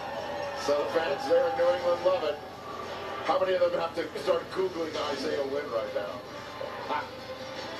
Oh, man. Panthers, Ravens, Falcons, Seahawks coming up. Joey, what's up? Hey, Don. What you doing? Thank you for joining us, Raider Reaction, on a little first round coverage. And I want it on Verizon. Here, this is kind of our little draft central. We brought you some footage live at the draft. I'm not sure, we were supposed to have some streams up from other parts of the country. Don't know if that all panned out. You never know. We try and set up a lot more things than you ever actually see make it to Raider Reaction. But when you're doing live streams with individuals who are using mobile electronic devices and you're relying on signals and batteries and all sorts of variables, sometimes shit don't work out. So a great thing is we did get footage from the floor, the walk-in down on the floor, and we appreciate Johnny Cross for bringing us that as one of our roving editors for Raider Reaction. Thank you, Mr. Cross, my man. Appreciate it. So, it's been an action-packed first round for the Oakland Raiders. John Gruden has put his mark on I got this. Okay, Tires, if you take a hit, you the gotta 2018 season. Quickly. You better kick it up a notch and get us home. There's always going to be nails on the Lots road of to moves victory. in But free you keep on agency. going. Actually, drive guard tires. We've addressed a lot of the deficiencies right out of the bat. We've released a lot of the guys who were considered to be problems in the locker room. Crabtree's gone, King's gone, Emerson's gone, Sean Smith's gone. We brought in a plethora of corners of all different talent levels and tiers of ability, age. We're bringing in a little problem. Somewhat of a, seems like he's, and the kid we're bringing over just got cut by Philly. So, this April on Frontier but Communications. love to get back to a little more draft action. Almost done first round winding down here, but Raiders are putting in work thus far. Putting in work. There has to be a higher purpose, and for us, it's conservation of species in the wild. The Zoo, all new, Saturdays at 9 on Animal Planet. See Animal Planets in HD on Channel 630. You know what they say, it's all about location. And just 10 minutes north from I-4, you will find the largest Lexus showcase on Florida's west coast. Experience a car shopping destination like no other. 18 acres, a world-class facility, a virtually limitless selection, and an unyielding commitment to personal concierge service. Experience exceptional. Just a short 10-minute drive north. Sorry, I had to step out. My little guy passed out. All right, start your day with First Things First. Join Chris Carter, Nick Roy. Actually passed out a while ago, Sports show but on television weekday mornings at 6:30 my big Eastern mouth was starting to on disrupt him, FS1. so I needed to put him back. All right, pick number 24, guys. The Carolina Panthers are on the clock, and you know what? Panthers, They're 28th in 24th. passing offense and 18th in pass defense. Those are their two weaknesses that they need to address in some way. Guys, do they go with a corner like a Mike Hughes, or do they go with one of those receivers? All the receivers are available, Steve. I mean, Mike Hughes is a great pick, but I don't believe that they're gonna get a wide receiver. They have to get a wide receiver. You don't let Calvin Ridley and DJ Moore pass. You don't pass those two guys up. I believe that the next two picks will be wide receivers. They can shock me with a corner, but I doubt it because these guys, DJ Moore, what he brings to the table. Yeah, I think it's a solid first day, Brian. I gotta admit, I gotta agree with you, man. I think it was a solid first day. We got our left tackle of the future, who, like Mayock said, what everybody had as one of the top 1 or 2 left tackles in the entire draft. We got one of them. We got Martavius Bryant. got some young players that are talented, but with they're inexperienced. now you see why I couldn't give you a grade, Michael. Torrey Smith, they got some threat down the field. We got Martavius Bryant, who's a proven NFL wide receiver. Yes, he's had some off-the-field issues. He's had some other issues, but you put him in Gruden's system. You stick him in as our number 3 with Jordy Nelson and Amari Cooper and now Martavius Bryant. Ladies and gentlemen, Raider Nation. I do too, and I think North Turner needs another. Add Jared Cook in there. Weapons for Cam Newton, guys. Guys, that's a pretty formidable pass game. And there's no doubt about that. They very well. You got John Gruden running that now. The guy kind of knows what he's doing with an offense. So it's going to be very interesting. It's going to be a very interesting season.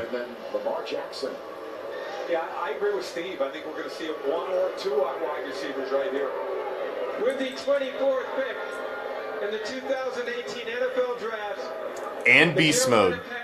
I still say beast mode is gonna be big this year.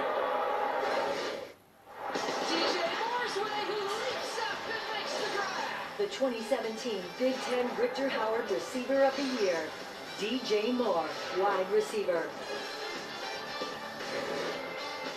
So there you go. It still takes a lot for me to get used to hear Maryland referred to as Big Ten. But there he is at home, presented by Oikos 000. DJ Moore, wide receiver off the board to Carolina. And the re-signed Greg Olson and Christian McCaffrey, and obviously Cam Newton quarterbacked offense with North Turner coordinating it. I can't argue, Brian. I know we sound like a couple fucking homers, but I think it's a pretty goddamn good first round. You got one of the top 2 tackles or offensive linemen in the entire freaking draft, who's your left tackle of the future. He can plug right in and start probably at right tackle. And you got Martavius Bryant, who fills in the need at who's going to be our 3rd starting wide receiver, who we've been talking about for weeks since we got rid of Cordarrelle Patterson. So, man, and we still got a 5th. We still can't even grade our first round yet, guys. We can't even grade the first round yet because we haven't even seen who the 5th we get. Now, when we get the guy who's the 5th, now that's our whole first round grade because we still got a mystery guy yet, the 5th round pick. Now, what if we end up packaging that for another deal and then turn that into an extra pick? Hell, first round could end up getting us 4 guys. You never know, man. Crazy things happen in those late rounds. There will be another few trades. You better believe it. He's on your wide receiver board, number 1, because he's a playmaker. You said that he's a little bit raw. I disagree. I think he can run. Moves by teams ahead dictate what happens. A PhD in route running. He can line up in the slot. He can line up outside. He's elusive. He'll run through you. He'll run around you, and he'll run away from you. If you really want to know the truth of how I feel, they have never been able to replace me until today. DJ Moore will be at that organization for a long time, and I look forward to talking about him. Well, those are strong words from Steve Smith right there. Wow, well said. You should drop the mic after that. We didn't. You just placed it down. Just place the microphone down after that one. Wow. That's pretty strong words from Steve Smith there, I gotta say. Huge about North Turner coming in there and Christian McCaffrey. The big thing the last 2 years with Cam Newton is keeping him upright, keeping him healthy. Get a guy that get the ball out of his hands quickly. You saw Christian McCaffrey with 80 catches last year. You got another guy that can run after the catch.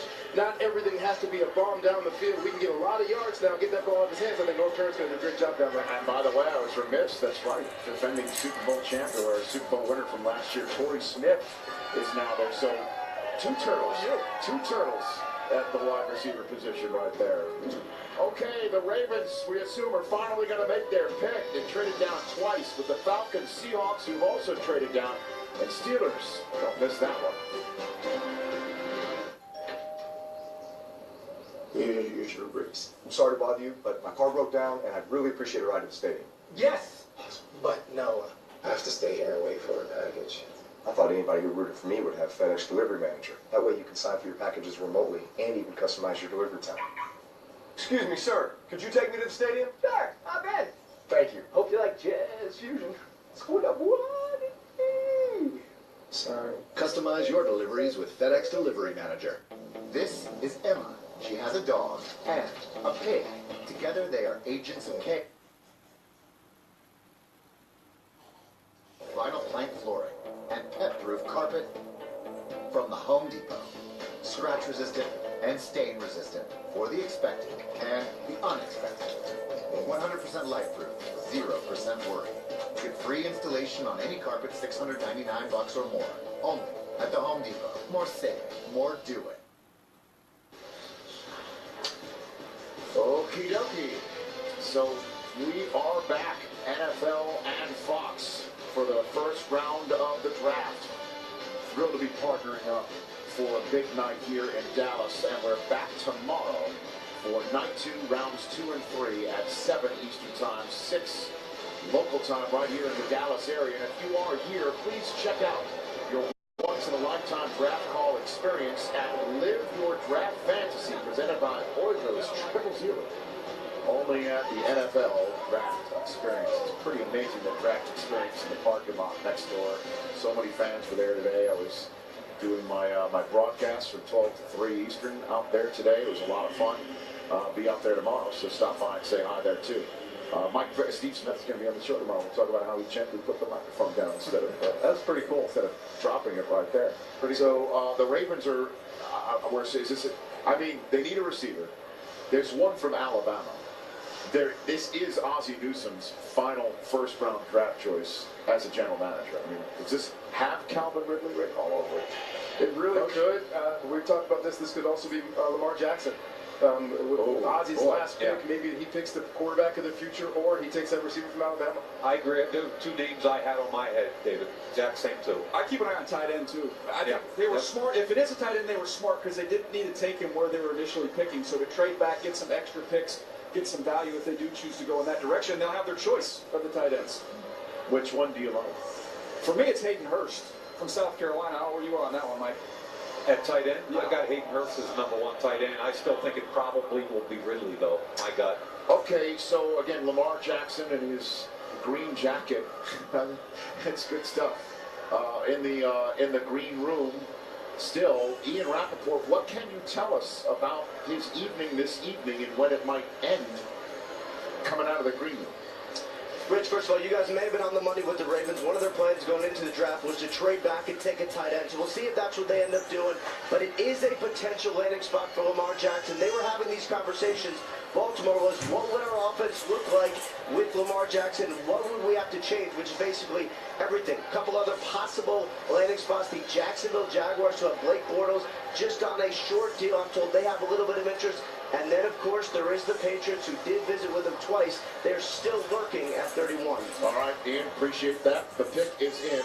Atlanta is now on the clock, a minute into that pick right there. There's Mike Mayock's top 100 best available, presented by Bud Light. Okay, so the commissioner's going to come out. The Ravens, again, initially started at 16th overall and then traded down so the Bills could come up and take Tremaine Edmonds, and then they traded down again so the Titans could come up and take Rashawn Evans. So this pick belonged to the Titans. It's now 25th overall. And it's time to get the latest Baltimore Raven pick. Again, what an incredible general managing career for Ozzie Newsome. His final first-round selection in BC.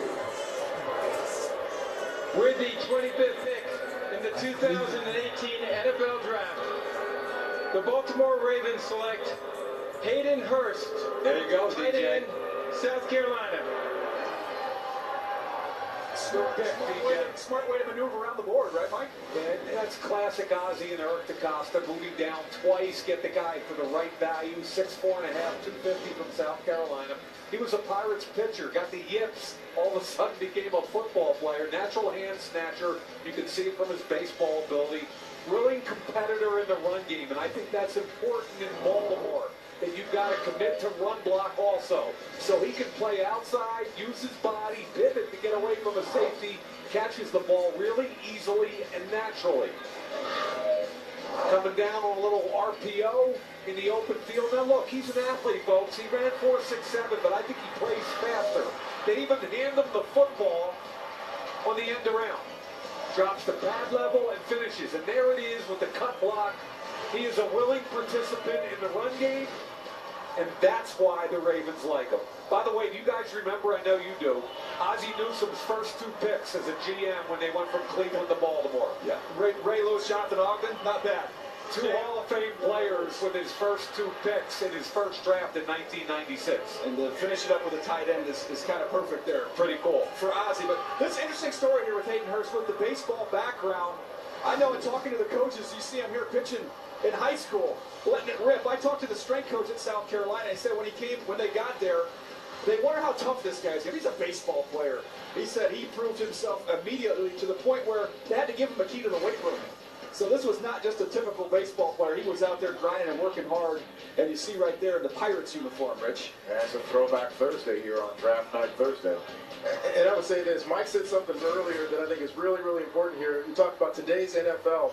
In today's NFL, it's all about matchups. And here's a guy that can line up in the slot. He's kind of a big receiver. He's got great feet for his size. He can win matchups against smaller nickels and safeties. And you can see his run-up catchability as well. I think this guy's a potential game changer on those third down and intermediates where you have to find a guy in there. If you got a big, tall quarterback in there that can work the pocket, that's a big pick for the Ravens. So unless somebody comes from the second round from tomorrow night to come up tonight to select Lamar Jackson, the Falcons on the clock are not going to be that team.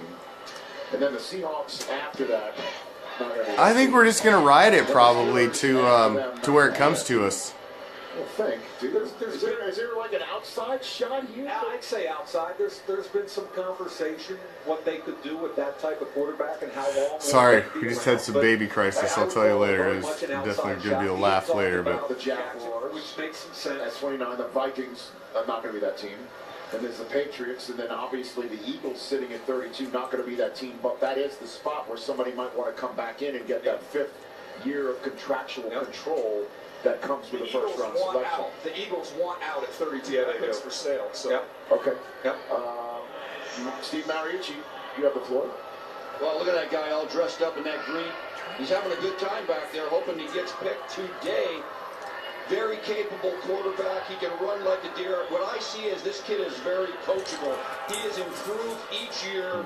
He's learning how to play from the pocket. If that's where an athletic quarterback needs to improve, he's done that. He will take another step next year. And so, Steve, where do you think this guy could fit? I don't know if he gets by 31 with the New England Patriots or not, if they want to go in a direction like that. But certainly, sometime soon, this guy's going to be taken off the board. Well, Lamar Jackson has done a great job of improving year in and year out. And he's just going to continue to improve. He reminds me of Deshaun Watson. He's a guy that just gets better week in and week out. So I believe whoever gets him will get a guy who understands how to learn, and he will improve and get better. And here comes the pick. You know, and Deshaun Watson was the runner-up when Lamar Jackson won the Heisman Trophy. We just saw what Deshaun Watson was able to do in this league last year. So a little bit of a mystery in a way why Lamar Jackson is still sitting in that room. Let's get the Falcons pick. With the 26th pick in the 2018 NFL Draft, the Atlanta Falcons select Calvin Ridley, wide receiver, Alabama. Ooh. Calvin Ridley, wide receiver. Ridley's playing with turbo speed. A 2017 first team All-SEC selection. At home with Calvin Ridley in Fort Lauderdale, Florida. Presented by Oikos 000, overcoming with emotion right here. What a neat moment where the Falcons rise up. Pat, his whole family, dream being realized. That's awesome. And we would say, we return to Twitter to see what Julio Jones thinks about an Alabama Crimson Tide receiver joining him, but we all know he's kind of changed his social media strategy over the last 48 hours. He's familiar playing in that Falcon Stadium, too. SEC championship, national championship. That's right. Look at him. Oh, look at him. He's crying. This is awesome. And his brother's at the University of Georgia. And he joins an offense. Just an absolute brilliant offense in Atlanta. And his old offensive coordinator for a hot minute, right, is there. Steve Sarkisian coordinating the offense. And understand, they went from the #1 scoring team in the league in 16 to the number 15 team last year. They lost 11 points per game on offense. Yes. And they also lost Taylor Gabriel, the wide receiver, who was their vertical threat. He steps in day one and takes some pressure off of Julio Jones. All right, no wide receivers going the first 23 picks, and then 2 out of the last 3 have been wide receivers. NFL Total Access when we are done. The Seattle Seahawks are on the clock when we come back.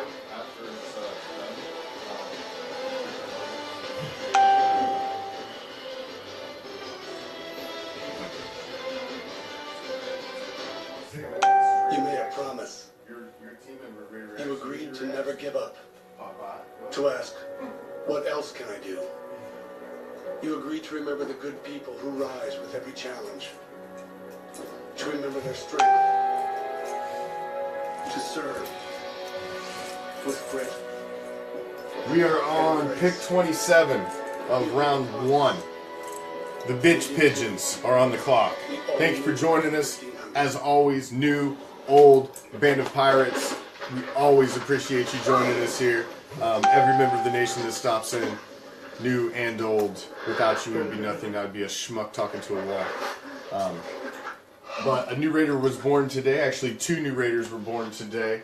As Colton Miller, our left tackle of the future, probably right tackle for 2018, and Martavius Bryant, who I'm penciling in as our starting number 3.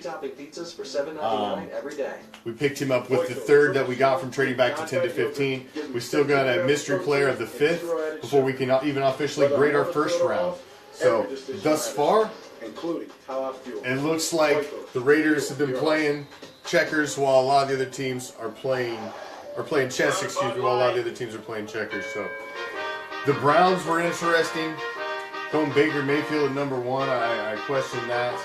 I question the fact they didn't pick up Chubb or Barkley. They ended up with Denzel Ward, but to see the guy who I wanted with number 10 a lot, Josh Jackson, who everybody said I was going too high, and obviously you guys were right. I was wrong on that one. He's still on the board, and man, if we could get Josh Jackson in the with our 2nd round pick, I would be a freaking happy camper to see him brought in, because I really think that kid is the real deal. He's the 2017 Jack Tatum Award winner. The kid is a baller. I think 8 interceptions last season, several touchdowns. The kid is the real deal. And I think he could be the guy we could put on the opposite side of Gary Connolly. We brought a lot of corners in, so we've got depth, and I think that would allow Connolly and then the new guy that and Josh Jackson to work together and bring them both along. I like that he's a corner that he's a big, fast, strong corner who plays in adverse conditions, and he's used to it. I like that, and I think he'd be a good asset to the team. But we have to wait and see. We went offensive line and then traded and got more offense.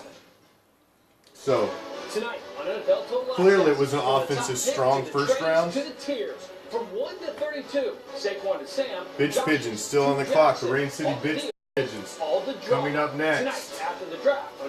Thanks for joining us as always. Remember, you've got a few more picks. As soon as this goes off, we're raising the price back up to normal price. You got a flash sale going on the Raider Reaction Fan Pack. Get you one. Get you one. Get you one. You get a lot in the box for $60. And it's all silver and black. No shipping. So you can get the extra $7 or $10 added on that. Is now in Minnesota. Jimmy Graham is now in Green Bay. Richard Sherman is now in San Francisco. I mean, the Legion of Boom is now just the Legion of Earl. Legion of Dust. And we all know there's nothing left of it. Thomas famously knocked on the home team door when these two teams played each other, saying, "Hey, come get me," because he's a Longhorn, and he made it be known that maybe he would like to finish his career here. And Pete Carroll basically said Earl Thomas is on our team and he's going to stay put. But it's just interesting times, to say the least, in the Pacific Northwest right now, Mike. It's interesting. They moved from 18 to 27, pick up extra picks, but still have the same players available to them. They either have to go edge or corner, in my opinion. The last remaining first-round value at edge is Harold Landry. If they want to go corner, there's some interesting conversations out there. Mike Hughes, Josh Jackson, who a lot of people want to compare to Richard Sherman, or Isaiah Oliver from Colorado. So, DJ, I think it's got to be one of those four guys. Isaiah Oliver gives you that size, but also has the explosiveness. That's where I think that could be him over Josh Jackson. But the interesting thing with Josh Jackson, the comparison all along with him was your guy, Richard Sherman. There's no question. And Richard wasn't the fastest guy, but he was long, he was physical, and can play in that style. Staying high and outside, you're ready to drive down and make big tackles. Right. That guy could be a perfect fit. On the Honda War Room cam, we took a look at it. If we could show it up one more time, if you have it. There's Pete Carroll and John Schneider, and the owner, Paul Allen, in the draft room. I don't recall seeing Paul Allen in the draft room very often when we've seen him on draft night. Well, he doesn't need to be there tomorrow because they don't have a second or third, or did they just get one for the trade back, right? I think they got a third. They got a third? Yeah, right? so I guess he'll be somewhere else, but maybe he'll be off on a gig or something like that, playing his guitar. So the Steelers are now on the clock, 9 minutes until their pick, and it's going to be a really special pick when it's announced here in fall. So do not leave your sets. Just going to throw that one out there right now. So the Seattle Seahawks pick is in, and then the Steelers are up.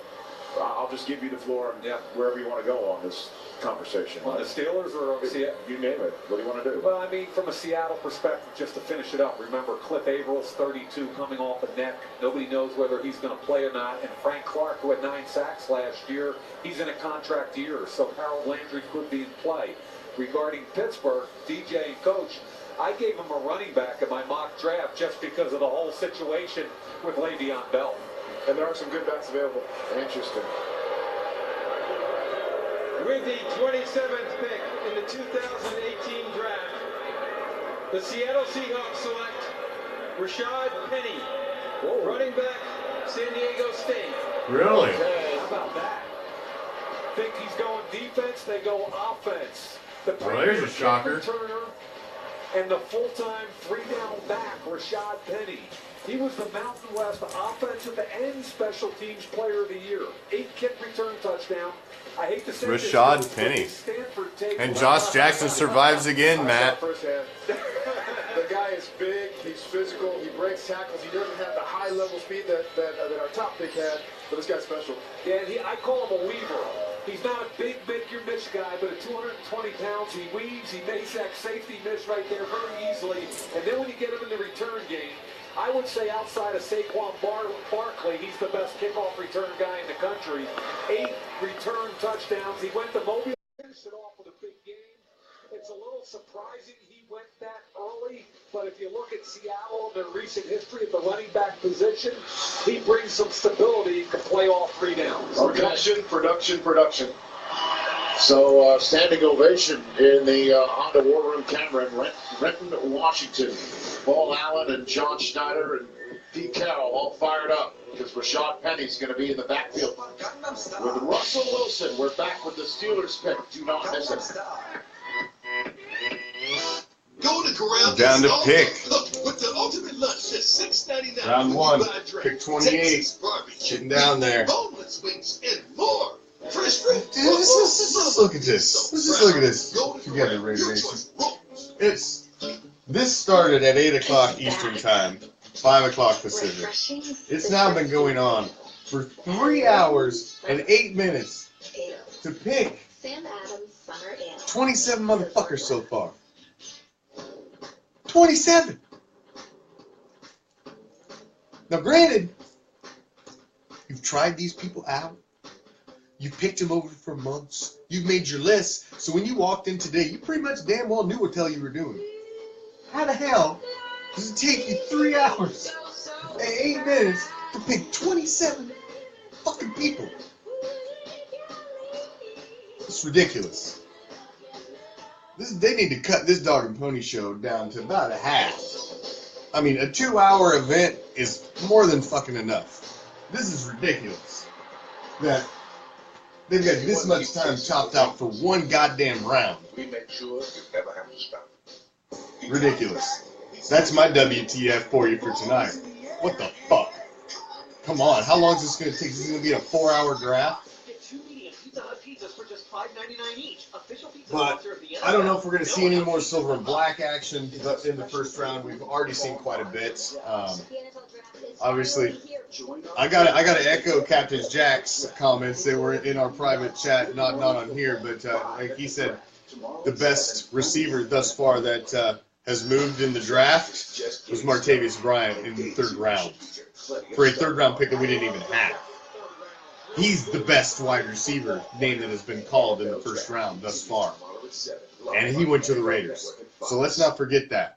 You're adding him with Jordy Nelson and Amari Cooper. Jared Cook. Marshawn Lynch. D-Wash. I think Rashard isn't going to make it. I still think he's going to be gone. I don't know what the fuck we're going to do with Doug Martin, but he's in there too. We've got... We're patching up the defense. I don't know what we're going to do with Bowen, but I got a feeling he's coming in after the draft. Mac's going to get taken care of. We picked up a plethora of cornerbacks. A plethora. So, even some safety at Gilchrist. We're addressing positions. It's going to be interesting. It's going to be interesting. I like how this first round went down. I'm very excited for what tomorrow night brings.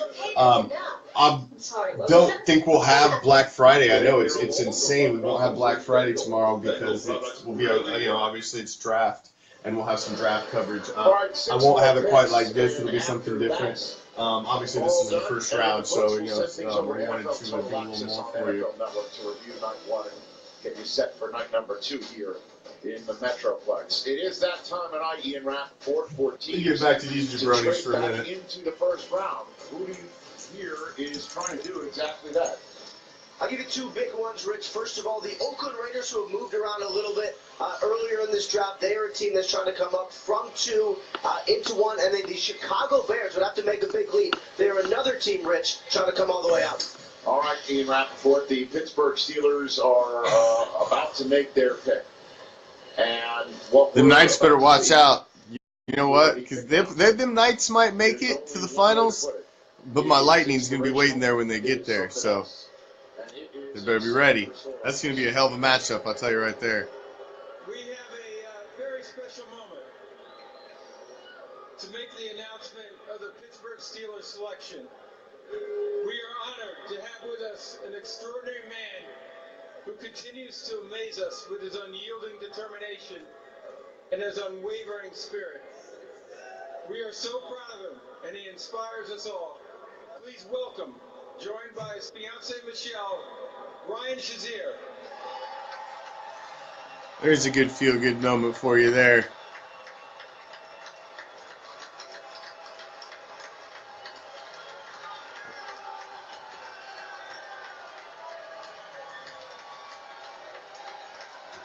Man, that's sad, man, to see that guy was a, an athlete at the pinnacle of his sport.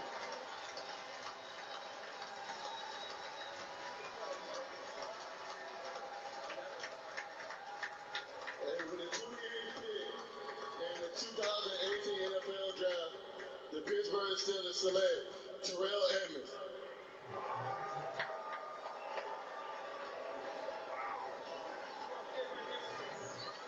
So Ryan Shazier walks out and welcomes into the mix to the defense in Pittsburgh Terrell Edmonds, who, as we all know, is the first time in the NFL draft history that brothers are taken in the same first round. His brother Commish was taken by the Bills 16th overall. And now it is Terrell Edmonds taken 28th overall, as announced by Ryan Shazier. That was an awesome moment. I got chill bumps watching Ryan Shazier walk out there with his fiance. Yeah, that's a pretty cool moment, man. There's just... Yeah, he's never playing again. That was the first thought that came into my head, Big L, was when I seen him walk out, because I'd heard all the reports about, he's actually getting better and this and that, and You know, well, getting better means he's actually standing upright. It doesn't mean he's anywhere near ever going to be able to play football again. Because, yeah, when you see that, that's all the better you're moving after that much time after that injury, yeah, he's done, man. That dude's never putting on a helmet again. Yeah, you just take care of yourself, bro, and you get to walking again. That's all you need to worry about. Look at that. And there goes Ryan Shazier walking off the field here in Dallas. And on the Honda World, the Steelers watching Ryan announce the pick that they phoned in here. And moments ago, Odell Beckham throwing that out, tweet in the direction of Ryan Shazier. Wow. Yeah, all you can hope is that dude recovers enough he can just live a normal, half-assed normal life. You know, he's just not. It's unfortunate. What a surprise. Yeah, the Steelers fans are stunned. Steelers fans here, the season ticket holders that got the chance to get the 50 seats allotted to them. Wow. Yeah, they can't get it. It's so emotional. Prime, take it away. Welcome to Terrell Evans. It's hard. That just tore me apart, guys. I apologize. I'm trying to be professional, but that got me. Yes, sir. God, praying for that gentleman. How special was that for you? That was amazing, man. Just seeing a fantastic player like himself is actually calling my name. That was a blessing, honestly. How excited are you? I'm very excited. I'm ready to get things rolling, and I'm just blessed for this opportunity. Man, I'm proud of you, man. You're looking good too, by the way. Thank you. Bless you. Back to you guys, Rich. He's a very physical football player. Look at the size, 6 feet, 217 pounds. Played him a lot in the box. Yeah, I know what you meant, Brian. I know what you meant. Linebacker, big and explosive athlete, box safety, dime linebacker. I think the key here is he can match tight ends. The Pittsburgh Steelers were looking for another safety, and he can. It's a violent sport, man. It's one play and it can be over for you. That's why when you know it's one play and you can be like that where he's not even walking. That's why when you hear people say stuff about these guys' contracts and that they're getting paid too much and this and that, you got to realize how much money this industry brings in and how many billions of dollars these owners make. These players are making a piss in a bucket compared to the kind of money that the business that they are the key product for generates. So they should get paid what they get paid, and probably more, considering the percentage of what the league is actually making off of their bodies and well-being. They should probably actually make more, because that man right there shows you what your actually sacrifice and possibility of losing on a daily basis when you go out there. To get out there, that was unbelievable. And you know, we talked the other day. The Pittsburgh Steelers, so often when they pick somebody, we look back and say, yep, that makes perfect sense. You see a big, physical, long safety that can cover. Absolutely, of course he's going to Pittsburgh Steelers. And by the way, the Bills and Steelers do not play each other this year. Those are the two teams that drafted the Evans brothers. But they do play, they are scheduled to play in 2019. Meanwhile, the team that eliminated the Pittsburgh Steelers in the playoffs last year, what an incredible run the Jacksonville Jaguars made to the AFC Championship game and darn near made the Super Bowl last year. Their pick is about to be announced. What do you think? We've seen some of these veteran quarterbacks dodge the heir apparent. We saw it all the way up there with Eli Manning. We saw it with Drew Brees. Right. Is Blake Bortles going to be able to dodge it? Phillip Rivers. Yeah, exactly. Another one. And obviously, here we go. You know, the question is Bortles about Boo. to? With the 29th pick in the 2018 NFL Draft, the Jacksonville Jaguars select Taven Bryan, defensive tackle, Florida. Okay, so they are so good up front. Rich, they're so good up front. You start talking about Ngakoue, Malik Jackson, Calais Campbell. I mean, they've got to make a decision on Dante Fowler and his contract. This young man's a one-year starter at Florida. Explosive, freakish athlete. Ran 4.9 at almost 300 pounds. The one-year starter worries some people. 6'5", 291. Combine workout was absolutely outstanding. One-year wonder, high ceiling. He had Gerald McCoy measurables at the combine, but didn't have the same production coming out. He's a one-gap-and-go, get up the field, defensive tackle. A natural free technique. You see that get-off, Coach? Pretty special. Now, part of the problem was in this game right here against Florida State, even though that's tremendous get-off right there, I counted him on the ground 13 times against Florida State. So I thought, I watched 4 tapes. 3 of them were outstanding. 1 of them was not. But his upside is through the roof. Watch him control the guard, eyes on the football, enough quickness to tackle Chubb. If he's well coached and gets in the right defensive line room where they force him to work hard, this kid's got a chance to be very special. We talk so much about fit. You look at who this guy's going to be playing with. Look at that. They're going to be on him. Hey, you just do your job. We'll handle everything else. This guy can get off the ball. He's fast. He's explosive. He can make plays. He catches your eye because he's so big and gets off the ball quicker than anybody. We talked about it a little earlier, too. This is the Eagles effect. Seeing that waves of defensive linemen they threw at you last year, you can't have too many of them up front. Jacksonville, as dominant as they were on defense, they add another piece like this one. I mean, this is going to be a defense absolutely nobody wants to see. It's scary. It's really scary. Yeah. And then there's that alpha male and Jalen Ramsey on the back end. Oh. A.J. Bouye on the back end. Right? I mean, wow. I did their wild card game against Buffalo, and it was just like Buffalo could play for a week and a half and outscore 21 points against that defense. Yeah. And you did the radio call. I was listening to you, and I was so thrilled because you were watching punting at its finest. Dude, punters are people too. Darn straight. And on day 3, we're going to talk about a couple. Yeah? Yeah, man. They're going to be 2 or 3 punters go. Hey, but let's be honest here. If this team was named the New England Patriots, they'd be the favorites to make the Super Bowl and win. No question. But the Jacksonville Jaguars, nobody really talks about them all that. A lot of people. How good is this team? And there are a lot of people's minds. That's the scope of you here. These guys are so good on defense. Now they had another piece like that, and you see what they did the rest of the draft. They're in attack mode the entire game. And they upped the degree of difficulty because they've been picking in the top 5 for a million years. Now they got to go down to the bottom of the first round and live a little differently. I like what the curmudgeon Tom Coughlin did. He came in there, and I say that very kind because I love Tom Coughlin, but he came in and he and Coach Marone changed how they play football down. Physical, tough, they practiced hard. It was really fun watching them run the football, stick it right up people's throats, and play great defense. And by the way, Jacksonville opens week 1 at the Giants. Saquon Barkley will be running into that defense in his first pro game. Now here's the Vikings.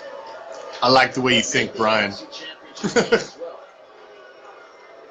the 30th pick in the 2018 NFL Draft, the Minnesota Vikings select Mike Hughes, defensive back, University of Central Florida.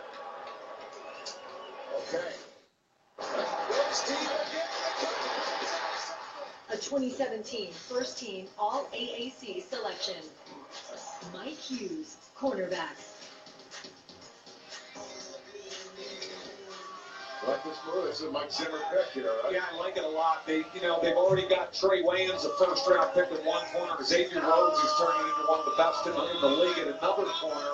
But the nickel, Mackenzie Alexander, has not played great football, and I think this kid could come inside and compete day 1. He's a competitor, DJ, you and I were talking about. He's my 15th overall player. That's a heck of a value for the Vikings. Down there at 30. So the Vikings get Kirk Cousins, the biggest free agent splash that there was. Sheldon Richardson comes and adds to that defensive line. Let me guess, another spring event. Wrong. It's the Honda Dream Garage spring event. But it ends soon. If you hurry, you can get a deal on Honda's amazing vehicles, and take it from me, these are all pretty amazing. Oh look, it's my amazingly amazing Honda Indy car, which is a great segue for me to say race into the Honda Dream Garage spring event. Seriously, go fast. I mean, speed a little fast. The Honda Dream Garage spring event is ending soon. You can get a great deal on a Honda vehicle at your local Honda dealer. Joy, what's up? Hey, Don. What you doing? Mother's Day shopping. Okay. Any ideas? Well, everyone wants the iPhone, and they want it on Verizon, America's largest, most reliable 4G LTE network. Plus, right now you can get a great deal. I already did. It's talking about the card. Yeah, I know that. Wow. Still don't love it. Mom deserves the best, so get up to 50% off the latest iPhone on us. Unlimited is only as good as the network it's on. Pepsi's always had great taste.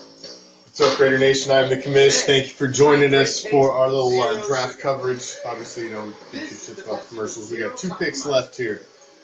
We're on round 1, pick 31. The Cheatriots, followed up by the defending champs, the Eagles. Last team to come off. First team to officially come off of the kitty table, the ReACTION kitty table. They set everything in Discord. The new RX 350L with 3 rows Playing of with 7 dark passengers. spirits and Are you shit. excited about your baby sister Really coming? fucked up a lot of shit around here. Experience So, the unexpected. we still want that to happen again. And Experience. those are the 2 we got left. The Super Bowl entrance of last year. To see how it shakes out.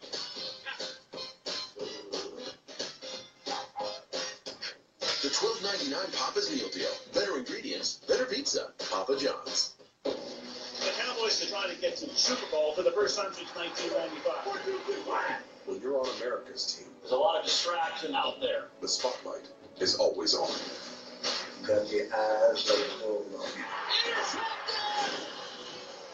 Spend the season with the Dallas Cowboys We don't make the playoffs. Some people might not have jobs. as they tackle it all. It's going to be a hell of a story. All or nothing. The Dallas Cowboys. Rodgers from the 42-yard line, down the center. He downfield, scrambles right. Now, winds up, rebound, into the end zone is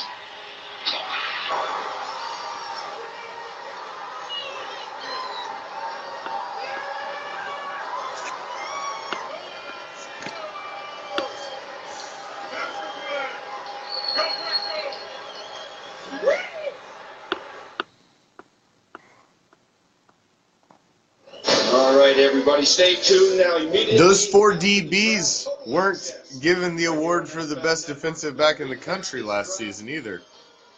So there's something to be said for that. I mean, the guy did win the damn award for a reason. I mean, those 4 guys didn't win it. Patriots pick number 31. Philadelphia Eagles pick 32.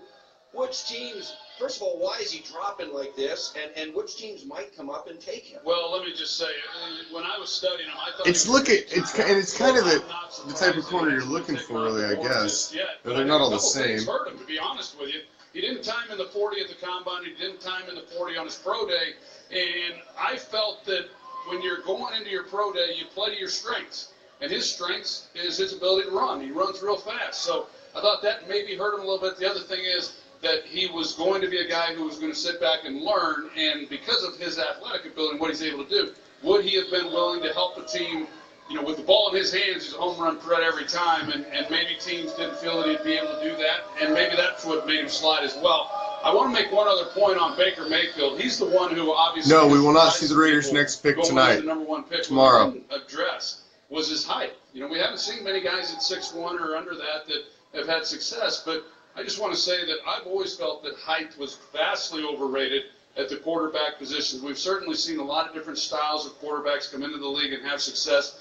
At 6'4", I know you are. I'm not chastising you, Brian. I promise. At Oklahoma was 6'8". I don't think height is going to be a factor in this whatsoever. Oh, my throat. I tell you, for being off all week with a throat that's just absolutely destroyed, and then to come back on tonight, I have to come on here and talk for as long as I talk.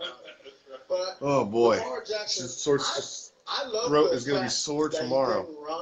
Because that means he doesn't want to go into the system saying he's not a quarterback. He is a quarterback. Well, height as a quarterback, as a coach, is overrated. Let's go to the pick. Here's the Commish. With the 31st pick in the 2018 NFL Draft, the New England Patriots select Sony Michel, running back, Georgia. Really? Okay. So, in an Wow. system, Sony Michel. lost Deion Lewis. Indianapolis and has had obviously James White. Right? Interesting.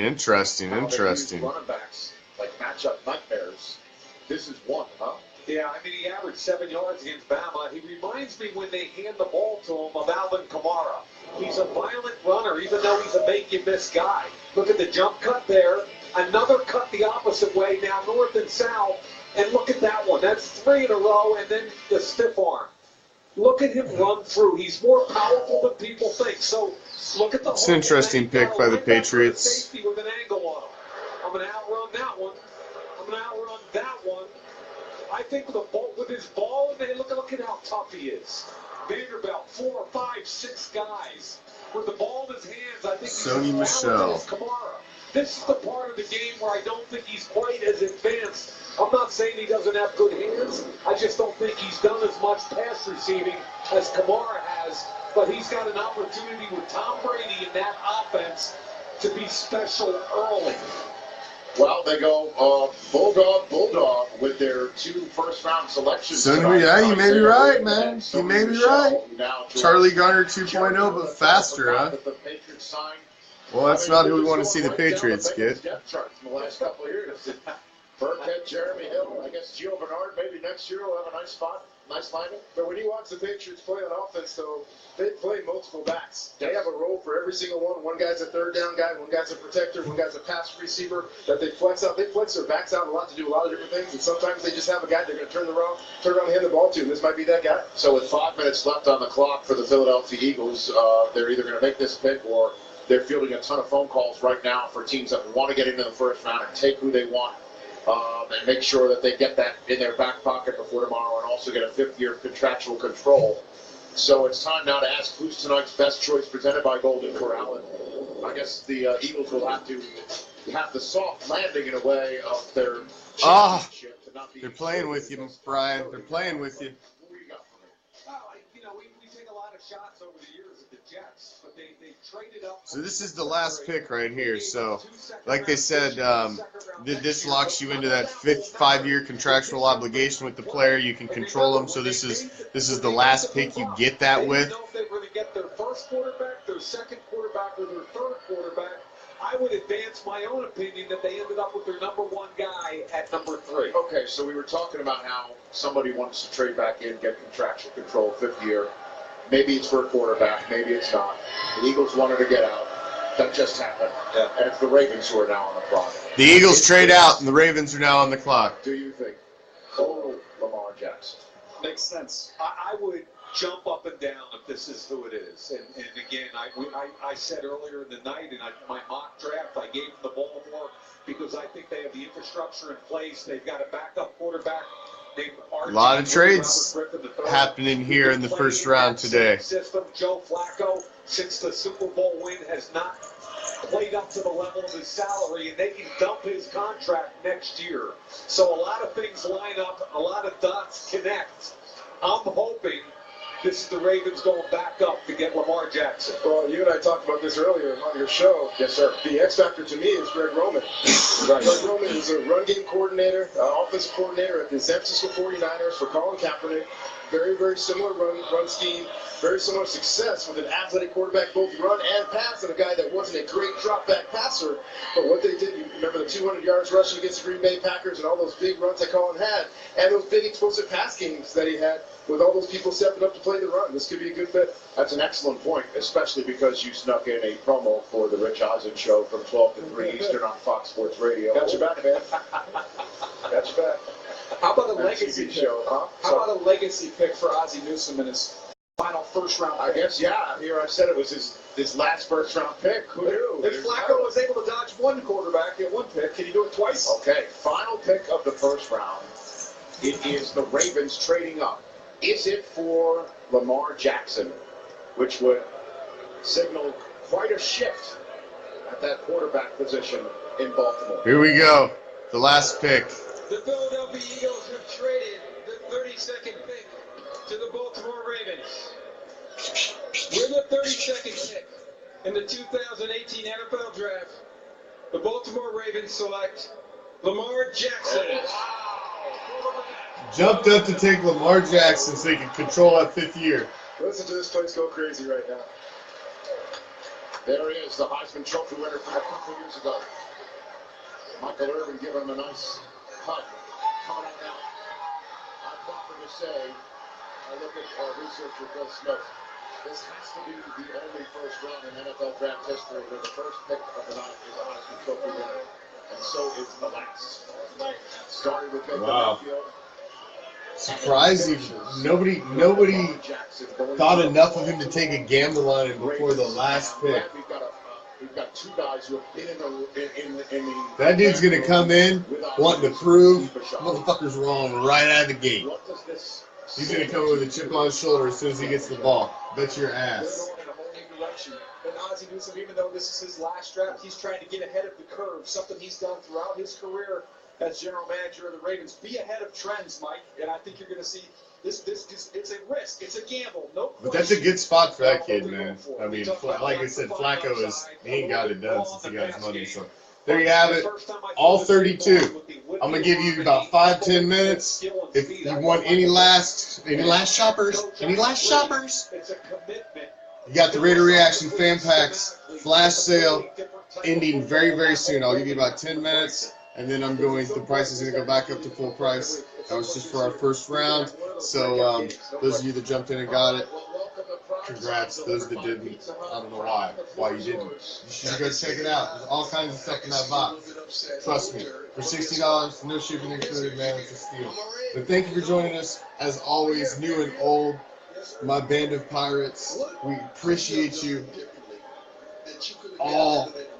One nation, man. And new Raiders were born today. Two of them. Two new Raiders were born today. And with a third new Raider to be named. So what a first round. Everything got him. They're going to get a Super Bowl out of me. Believe that. Believe that, he says. Ozzie, man, I love you, man. Ozzie, you know I love you. I appreciate you, man. God bless you, Ozzie. See, what the fuck is with Dion? Why is he gotta get all personal with everybody? Like he knows everybody personally. Like Dion's fucking everybody's uncle. Like, shut the fuck up, Dion. So Lamar Jackson finishes the night, Mike. Anyway, we got our left tackle for the future. We got our number 3 wide receiver tonight. Chucky 2.0 is in full effect, and moves were made. So thank you for joining me. I'm out of here. I gotta rest this throat, or I might not be on here tomorrow night. So I'm out. Peace, love, Raider Nation. There's ability there. In the pass game, he's a little behind where Deshaun Watson was a year ago.